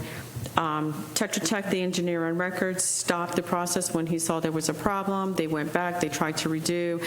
Now we're at a stop of unforeseen. Basically, an unforeseen situation is, I'm going to say I'm going to repair that wall, but I can't see what's in that wall. I open the wall and there's rot in the wall. You can't see it. It's called unforeseen. And that's almost what it sounds like at this point. If it comes up down the line that is not an unforeseen, is that anybody's responsibility? I'm sure every one of these have a liability insurance. Are we able at any point to say, if we do determine that anybody is at fault, that we would have recourse on liability insurance to get our funds back? I would have to defer that to our city attorney. All of those contracts have those kinds of provisions in them. So again, depending on what is ultimately determined, and if there is the ability to determine fault with regard to a number of different parties, then the city would pursue that. I mean, I just have a problem. We're pointing fingers at one, and we've got several people involved in this. Yes, we do. I mean, I just have a problem with that. I'm just going to make the motion. I move to approve We still have Commissioner Burbank. I'm sorry? Go ahead and make the motion, Okay. but we still have Commissioner Burbank. I move to approve the request to utilize the professional service of Pegasus Engineering and Tetra Tech, Inc., specifically related to grant compliance issues on an as-needed basis. The city manager has authority to make corrections of Scribner errors and the like. You had a motion by Vice Mayor Bradford and a second by Commissioner Avila-Vasquez. Commissioner Burbank, and then I'm going to have a final comment, and then we can move forward with the voting. Thank you, Mayor. In a previous life, I worked for an engineering consultant that did work for the city of Deltona on occasion, and if you think it's rewarding, you're wrong. Deltona is difficult, always has been a problem, a child from punch anybody. Tetra Tech has been working, or their predecessors have been working for Deltona off and on for decades now. They have a long history with us. They have institutional memory. This is no time to switch horses. And furthermore, if you start punishing people for things that they don't really see as their fault, they're liable to tell us and go someplace else. Then you're down to one. Commissioner Burbank, I'm going to ask again. We need to modify the language we use on this dais. Please. Your point is well taken. Just modify your language. I appreciate it. Thank you. I'm going to make this last point because I know everybody's tired. So I'm not trying to punish a specific person. I I'm trying to find accountability. Usually in projects like this, and I'll use a smaller project, when you have a general contractor, that something goes wrong, it falls on the general contractor. That's what they're there for. They're there to supervise, to make sure things are done right. What I see is our staff is getting beat up over something that they did not do. But the person that we're about to award another contract did, whether they foresaw it or not. That's just my point. I'm trying to protect our staff. I believe that awarding anything to just blankly saying that, you know what, we're just not going to ever hold anybody accountable is wrong. So that's my 5 cents. So let's go ahead, please, clerk, if we can go ahead and vote. Commissioner Villa-Vasquez? Yes. Commissioner Burbank? Yes. Commissioner Caldwell? Yes. Commissioner Jody Lee? No. Commissioner McCool? Sure. Vice Mayor Bradford? Yes. Mayor Villa? No. 6-1. The motion passes 6-1.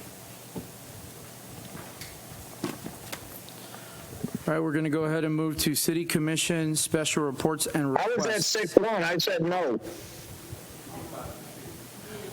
I apologize. Clarification of the vote, it's 5-2. 5-2. It still passes 5-2. Thank you.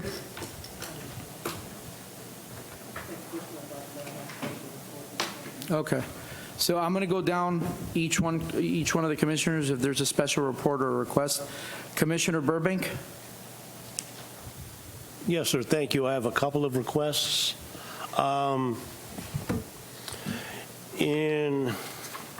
Excuse me.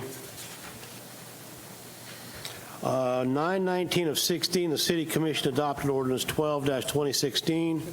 They designated Tivoli Drive as a thoroughfare road as compared to a collector road. The thinking at that time was that Tivoli Drive be widened to accommodate traffic better. Having recently got stuck once again behind a Waste Pro truck, I would like a workshop on Tivoli Drive, and I'd like to reacquaint this commission with the plans then. The situation was bad then, it's only gotten worse. That would be a workshop on ordinance number 12, 2016, Tivoli Drive widening. Second item,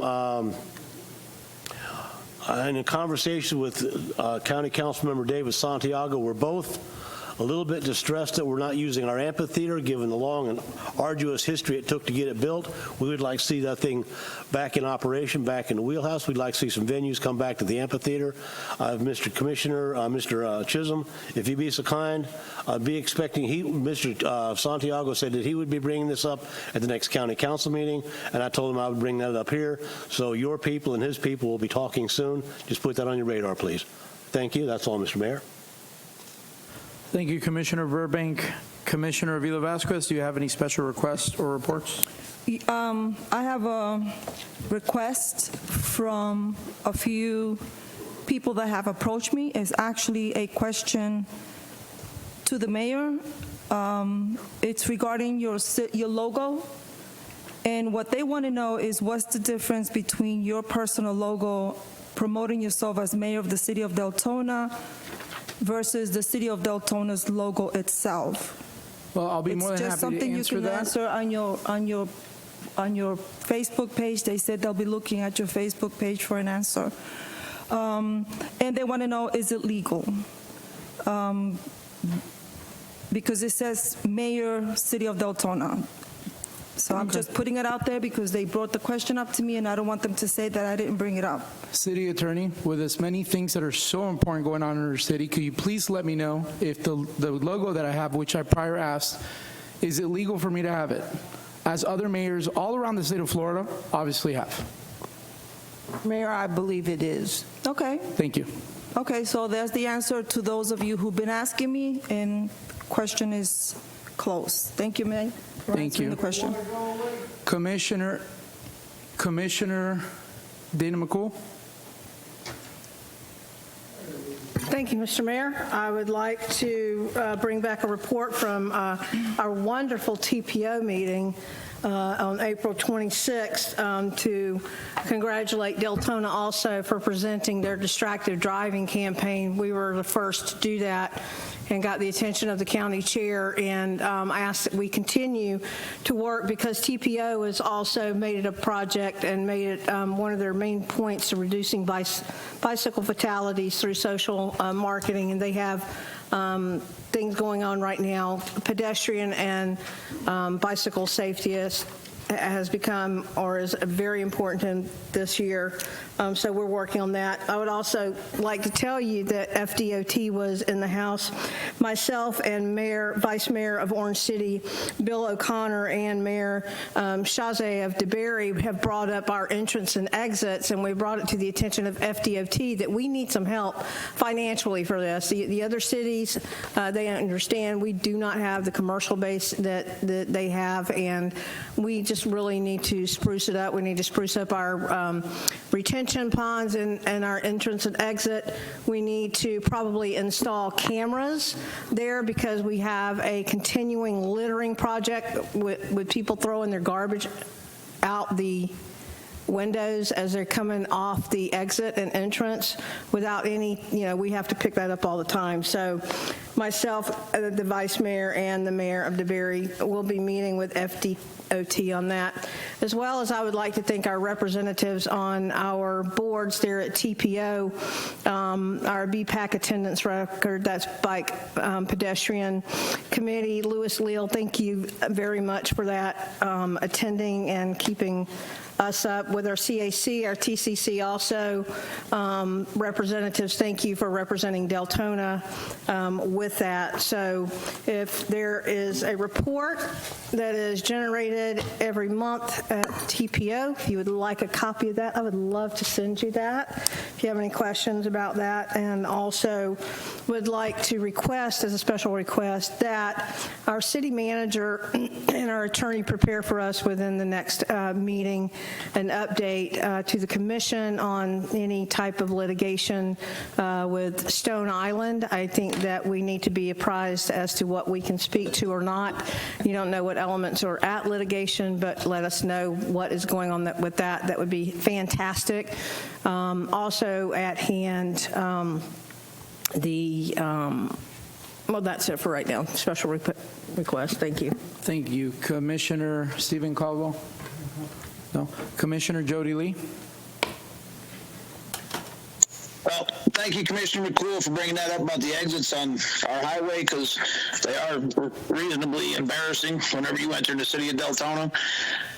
My request also, I think we should check into, different residents have asked many times about us doing an audit. I think we should look at that and not just of one thing. There is different parts of the city. I think we could do an overall. People can argue all day long and disagree, but that's the good thing about democracy. People can disagree.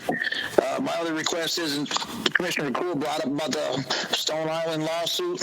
I think we need to get updated on all the pending lawsuits that are facing our city so we can know what's going on and not be caught,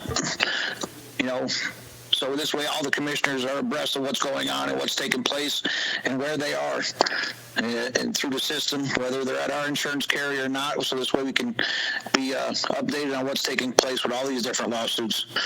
I think that's it until commissioner comments. Thanks. Thank you, Commissioner Jody Lee. Vice Mayor Bradford, do you have any special requests?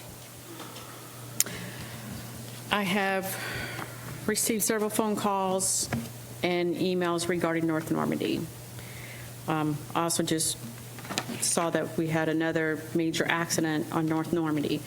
So North Normandy has become very dangerous. I want to say in the last 30 to 90 days have had 2 fatalities. I don't know what it's going to take, and I believe that that was already looked into, or I think you guys were looking into that. North Normandy. I believe I received an email because Katrina is one of them. And then today, actually, they had another serious accident. And then we also, obviously the one where the gentleman looked down and swerved and hit somebody, that's different. But it's appearing North Normandy has become a nice little racetrack. I've had numerous residents from Sullivan. They use it as the cut-through, Sullivan, Finland, Apricot, that whole area back there. This one specific lady She says she has a horrible reminder every day when she goes outside and she sees the memorial where the child was smashed against a tree and killed. She has to watch the family come and bury every day where the family comes and visits their child. They're afraid to walk on the sidewalk. So I did tell them I would bring this up. I don't know what we can do. Obviously, North Normandy, that area, it's very difficult to put speed bumps up. We've talked before in certain areas of doing slowing down mechanisms such as roundabouts, and different things that make traffic come to a little bit slower. I don't know if Sullivan's one of those. Sullivan and Normandy have been a bad problem for a very long time, and it's gotten worse. It's also a cut through for the semis. It's very dangerous. Commissioner Avila Vasquez's, we're right there butting each other on the corner, and it just seems to be between Saxon and Normandy and Finland. That whole area there is bad. And like I said, 2 fatalities, and then we've had another serious accident today that has closed down Normandy. I don't know if it was a fatality or not. Something has to be done, and I don't want to see another life taken. I don't know what we can do, but we need something immediately. She claims that at 6 a.m. every morning, there's a motorcycle that's probably going 100+ miles an hour down the road. Another resident off of Apricot called and said, please put speed traps, please do something, I'm begging of you, because they're dragging. And that's a family community. So I don't know what we can do, but we have to do something. And I don't think that section of North Normandy, I may be wrong, is county. I believe that is city. And I don't know if any portion of that is a part of the CRA or not, and I don't know if you can bring something up, Commissioner McCool, with the TPO on what we can do, but, we're going to have an increase of traffic. We have the new Amazon. We have several new factories coming there. This has got to come up, in my own opinion, and I would love the opinion of everybody else, of priorities, being that we have had the fatalities so close back to back, and it's not getting better. So I don't know if you remember that one.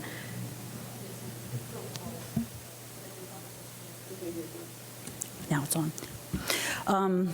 Just a correction. The incident today was on East Normandy, not on North Normandy. It makes no difference. It was an accident.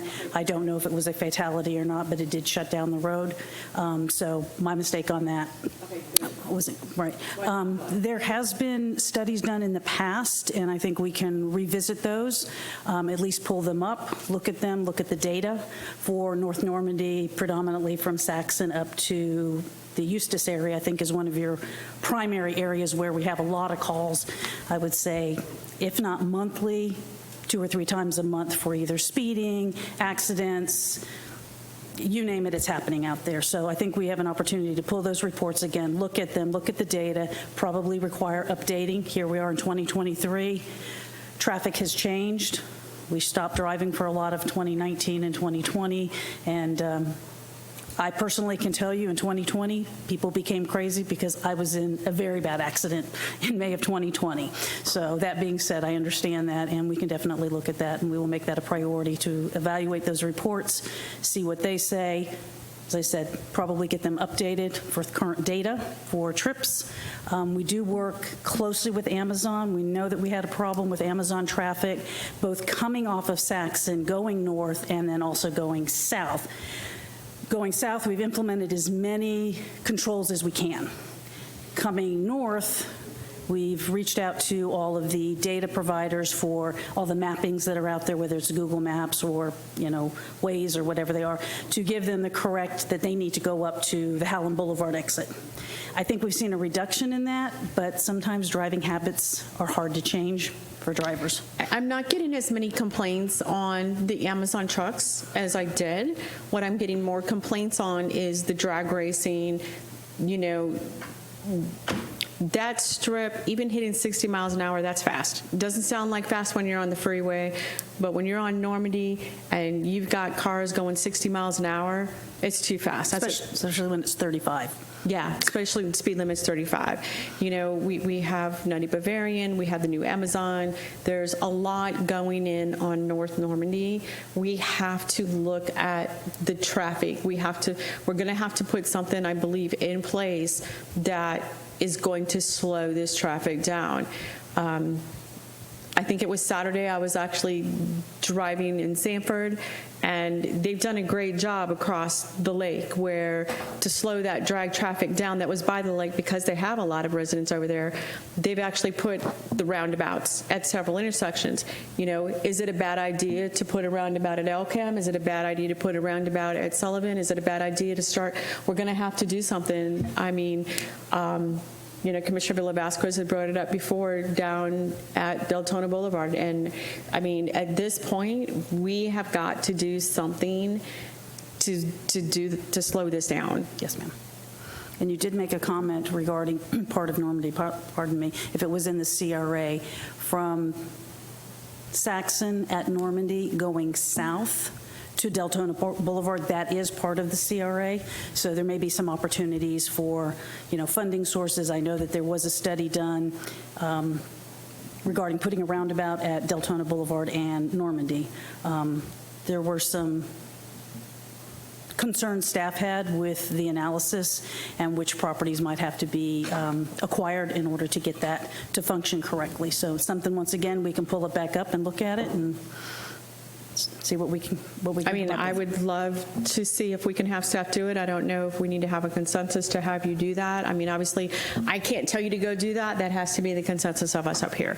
So I have no problem with it. So if I can just add to your comment, Vice Mayor, because I actually have a concern on Normandy, and I believe I brought it up to City Manager, and I've expressed it as well to Ms. Wallace. If we all come into a consensus regarding Vice Mayor's request, which I don't foresee it being an issue, can we talk about raising our sidewalks in that area? Because my concern is, for example, the death that we unnecessarily had from the distracted driver that dropped the bag. If we would have had raised sidewalks, he would have hit the bump before running into that sidewalk. And he would have destroyed his car, which I don't care, but we would have had a life here today. Yep. We can certainly look at all the accidents that are out there, which ones can be prevented by implementation of improvements on the roadway, changes to the roadway. Certainly, we can look at all of that. Mr. Chisholm, what do you need? Consensus from the dais in order to look into that? No, sir. We've got your message, and we're going to move into looking at. We've got an engineer coming on that's on staff now, and that should help us. But we'll look at it seriously, and not only just this one location. There are other areas that I know about that we need to make some improvements into.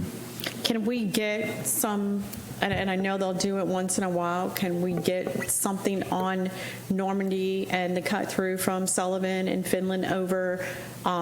Is there any way we can get them out there trying to stop some of these dragsters? I mean, obviously they're not doing it when, you know, it's regular daytime. You know, a lot of times they're doing it early, they're doing it late, they're dragging. Just something at this point. I mean, we have a lot of concerned residents. We're going to put enforcement out there, and while we're working on this, we'll have enforcement involved in the Normandy area. May I make a comment on that? Sure. Thank you. So we had code enforcement working on that, and that's how we got the light put on Finland. We had a left turn light this way, and then the right turn light added by FDOT. Because of all the issues and accidents were going on. What you're requesting, I think it's there. They're just not following the instructions. If you cut through Sullivan, and what happens is a lot of people want to miss the traffic on Saxon Boulevard, so they cut through Sullivan, go all around, come out through Finland, and then just make a right in. They're right there, you know, going into I-4. And there is, I think, a sign that was put there that says something to the fact, you know, no cut through or whatever, but we need to check it. But they're not following, you know, the But everything that you said, Vice Mayor, I think it was done by FDOT. Just have to reinforce it. Anything else, Vice Mayor? I would love to have us look at a roundabout at Sullivan and Normandy, and I think that would also probably detour some of these semis. They're not going to get through that roundabout. Let them try to go through that roundabout once or twice, and that's probably once, I say, and they're probably going to be, we ain't doing this mess again. Okay. Thank you. I have a special request, if I may, Mr. Chisholm. Yes, sir. From the Volusia County Opioid Abatement Funding Advisory Board. Yeah. I believe our city is the last one to sign, so I'm looking for consensus from our commissioners in order for me to sign a supporting letter to the school board so they can implement a Narcan policy at our schools, obviously. So if I can get consensus from the dais, I would really appreciate that. Good, Dana? Okay. So do I need to give you a copy of the letter, Mr. Chisholm? I think I have a copy, and yeah, we'll put that together for you. Because I think we got it in the mail today, too. Oh, okay. Okay.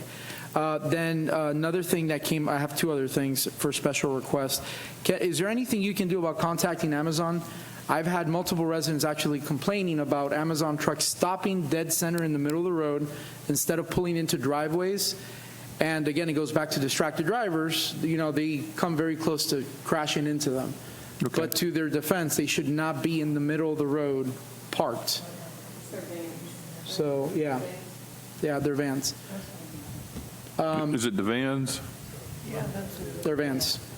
And I've seen UPS, I've seen FedEx, they pull up. They don't, unless they're like in a non-main highway, they pull up to the actual house. So, and I took several pictures, as a matter of fact. I was behind maybe 4 or 5 of them, and it's happened as well. If you've got some, ship them to me. I can send them to you. Yeah.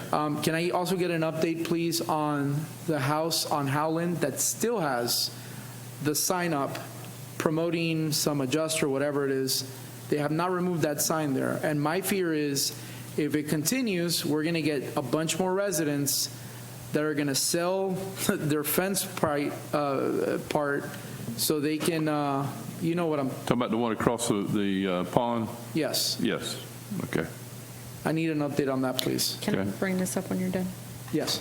And then the last request is, can we also, when we're doing that study for some improvements, I've had that one resident and some of her neighbors continue to contact me about the racing down Cortland Boulevard by the skate park. I know you and I spoke. I know we can't put a speed table or a speed bump, but if we can put a stop sign, and when the time comes, talk to the sheriff about additional patrol units, we need to do something. Well, we can do some stuff, particularly if you got residential areas that are being impacted by it, where it's not known to be a through street. You know, this 4-way stops is a good way to do that, and I've used that in other places and it's been successful. But we're going to look at all the things that we can do as it relates to traffic. Okay, and then the last special request that I have is the school that is going to Wichita, Kansas for the STEM program. They are short about $5,000. I don't know if it's something that we can try to find in our budget and if this dais would even consider that. But if they do, I mean, and if there is room in their budget, I would like us to consider it. If there's not, then I can let them know that there isn't. It's up to the commission. So would the commission entertain that if there is room in the budget? Mr. Chisholm, let me ask this. What do we do with the $50,000 that we are not paying into the bridge any longer? What do we decide to do with that? Does anyone remember? Can we just get a report on that then? That would be great. There was $50,000 that we were paying to the neighborhood center every year. As of this year, we're no longer. Yeah. I know what you're talking about now. It took me a minute. The homeless shelter. Yes, sir. Basically, the city commission removed it from the budget last year. Yep. And the $50,000 is as a part of your general fund. Okay. So I have a, Mayor, We have discussed this. I had discussed it with the city manager and Parks and Recs director. He's been trying to get a hold of that teacher because Mark has come up with an idea, and it was spoken with Mr. Chisholm as well, to do their play or their chorus at the center. Okay. And they had come up with an idea of how to, make it a profit for them. And Mark has been trying to get a hold of them. Okay. And he hasn't returned his call. So if you speak to him and he can call Mark, and Mark is willing to help him. Have him get back in touch with us, Mayor, and we'll see I'll what have her we can reach do out with to it. you because you can obviously Okay. direct staff. I can. All right. All right. Can I make a comment on that? Yes. Okay, so this is for which school? I'm sorry. I'm sorry? Okay. No, it's not university. It was a school that was here. It's this, if I'm not mistaken, it's the STEM program from Discovery Elementary. Okay, so here's my only problem. We have No, STEM I'm problems sorry. for many schools. Deltona Middle School. Right, so my only problem is this. We have many schools in our district. And if I start saying, I'm going to give you 5,000, then I'm going to have to give them 5,000, them 5,000, them 5,000, and them 5,000. And our university has one, Pine Ridge has one, Deltona High has one. I love the idea of having them work with parks, and let's work with them to raise the money and do something like have the concerts. I love that idea. Have the concerts at the center. People can buy tickets. It's a center. Do we need to make the proceeds? No. The goal is to help the schools raise funds for the children. Let their choirs come sing. Let the schools utilize our center a little bit more.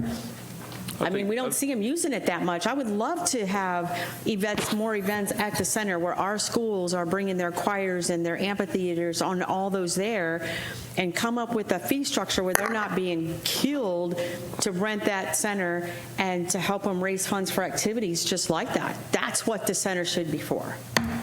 We should also be doing lottery every year or whatever, and awarding each year a middle, a primary, and a high school.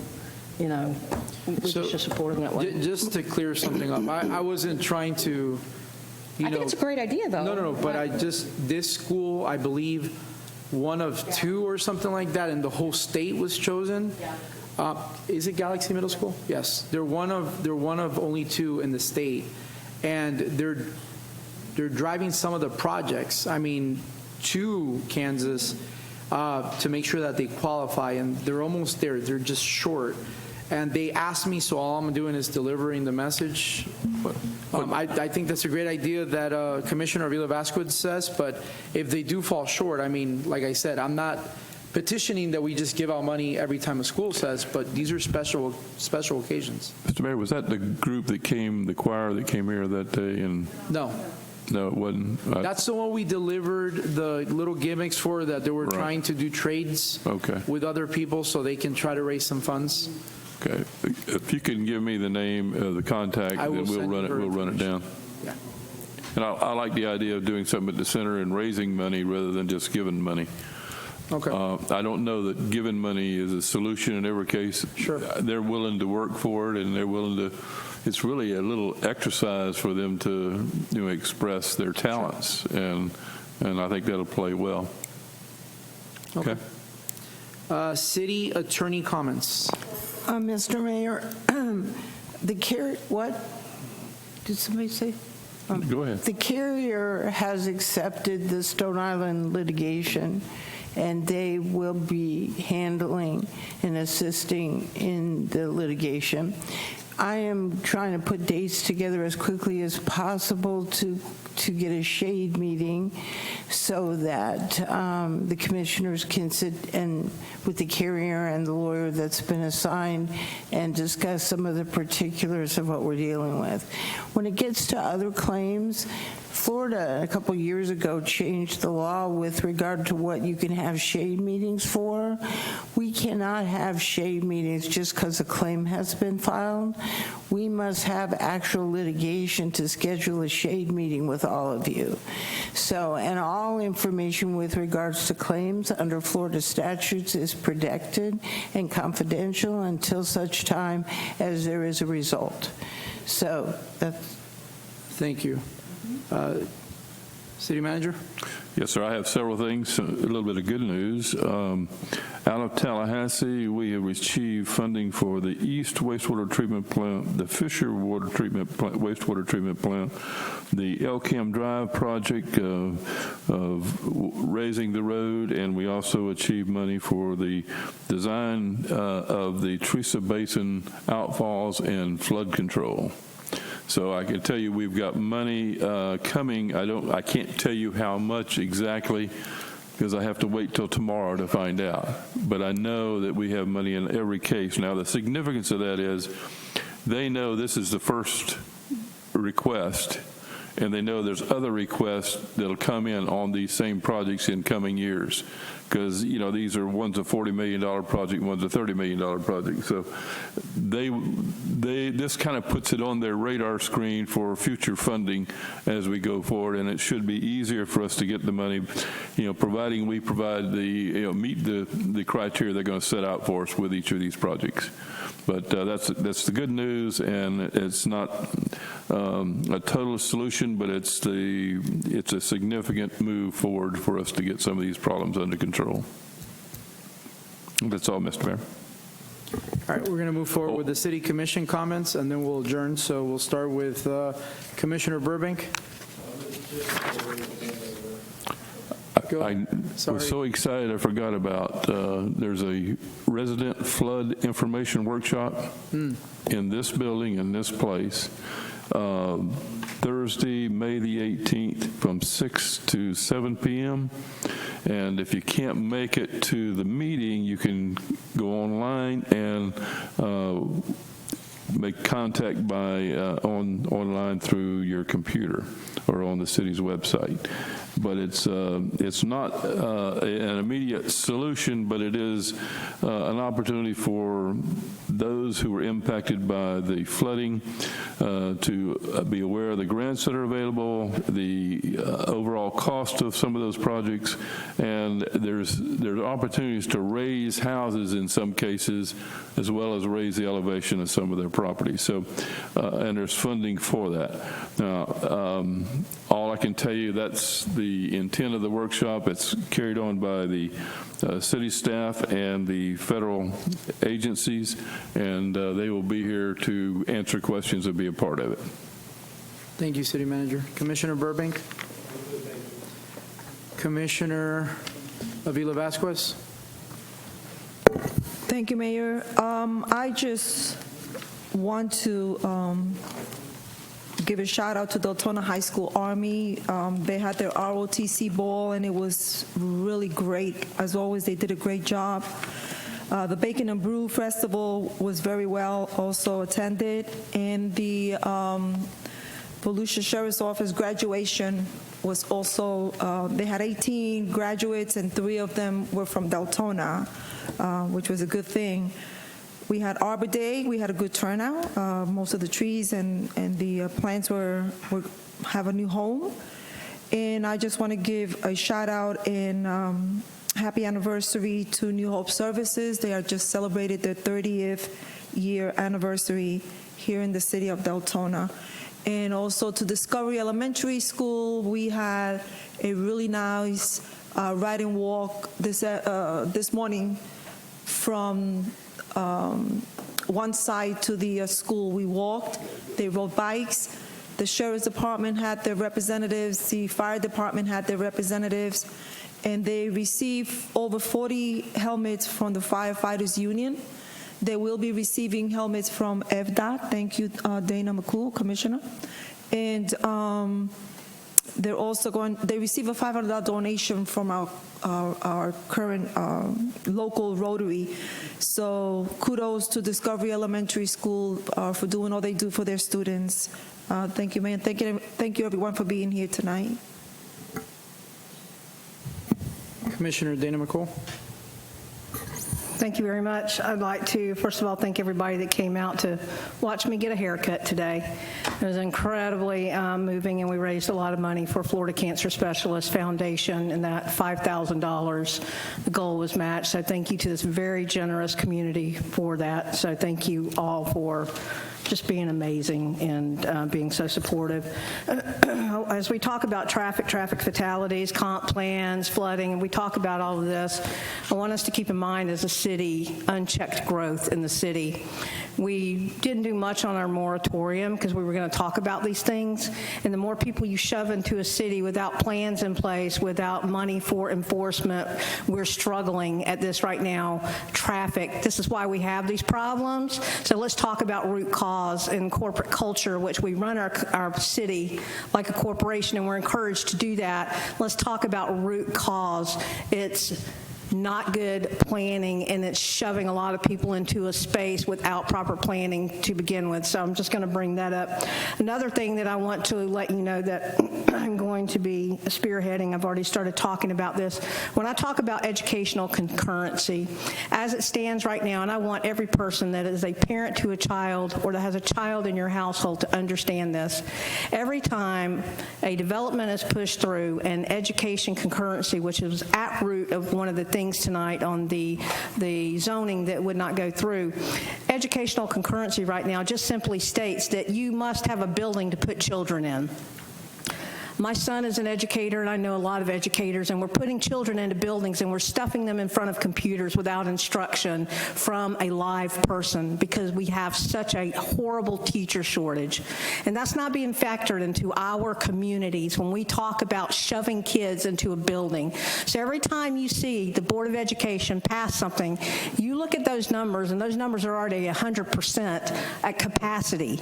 But they say we have that because they're allowed to go over that. However, what they're not doing, something very important, is they are not factoring in the deficit of teachers to school these children. Now, I talked today with someone at Board of Education that has taken on that role in planning, and it is incumbent upon you as residents with children and children in your family that you demand that the board and school districts start using proper numbers to provide a calculation that would ensure our children's education. Because we're not far from a class action lawsuit, hear me now, a class action lawsuit that cities should consider filing against the school district and Board of Education for lack of taking these things into consideration when they're saying, yeah, we have capacity in communities. The teacher shortage is no joke. Teachers are burnt out. They're quitting in record numbers. We're having problems with compression. We're having problems with what the governor is saying that we can do with money that he's sending down to the state. I understand that to be a little laxing, but everyone has these concerns. It doesn't matter what political affiliation you are. There are concerns. I've talked with Moms for Liberty. I've talked with board members. I've talked with people at county. And we as a city must insist that we change that formula to take these into consideration. Otherwise, it's just a piece of paper, and they keep shoving your children into classrooms without instructors. So let that sit. Every time that we pass a development and it says, checked off that education has been met, know that that's what they mean by that. Yeah, we have enough buildings to put our children in, and I'm asking you, is that good enough for your children, your grandchildren, your nieces, your nephews? If it's not, you need to start insisting, and you need to start talking about this in every legislative process that you tune into. Write your school district, write your legislators, your state representatives, because that's who's going to change this. If you're not satisfied with this, we have a lot of children that are not being served in special needs. They're the ones suffering the most because we can't get facilitators, we can't get instructors, and we can't keep older teachers because they're like, I'm out of here. More of teachers' rights have been taken away because we're concerned about parental rights but not parental responsibility when it comes to this with our children. So I'm asking you to engage, and I'm asking you to mobilize and make that this is a requirement that we have teachers or stop building schools without any teachers. Thank you. Commissioner Caldwell. Commissioner Jody Lee.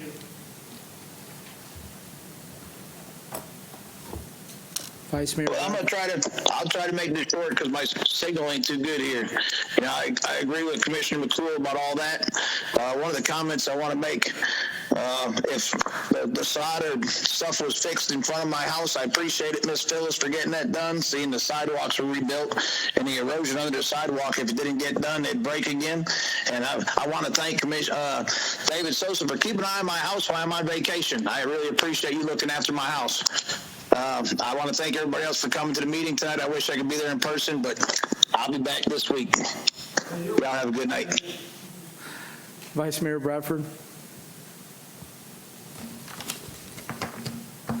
Okay, thank you, City Manager, for your City Manager's report. If they're in the back, I encourage anybody who hasn't picked up the City Manager's report to pick it up.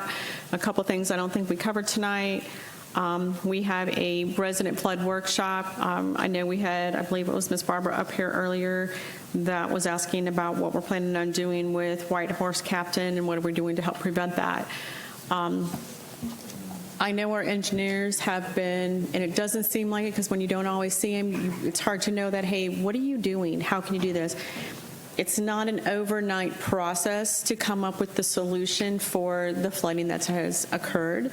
And the staff has been diligently working with engineering and with other departments and groups, not just here in Deltona, but, you know, throughout the county.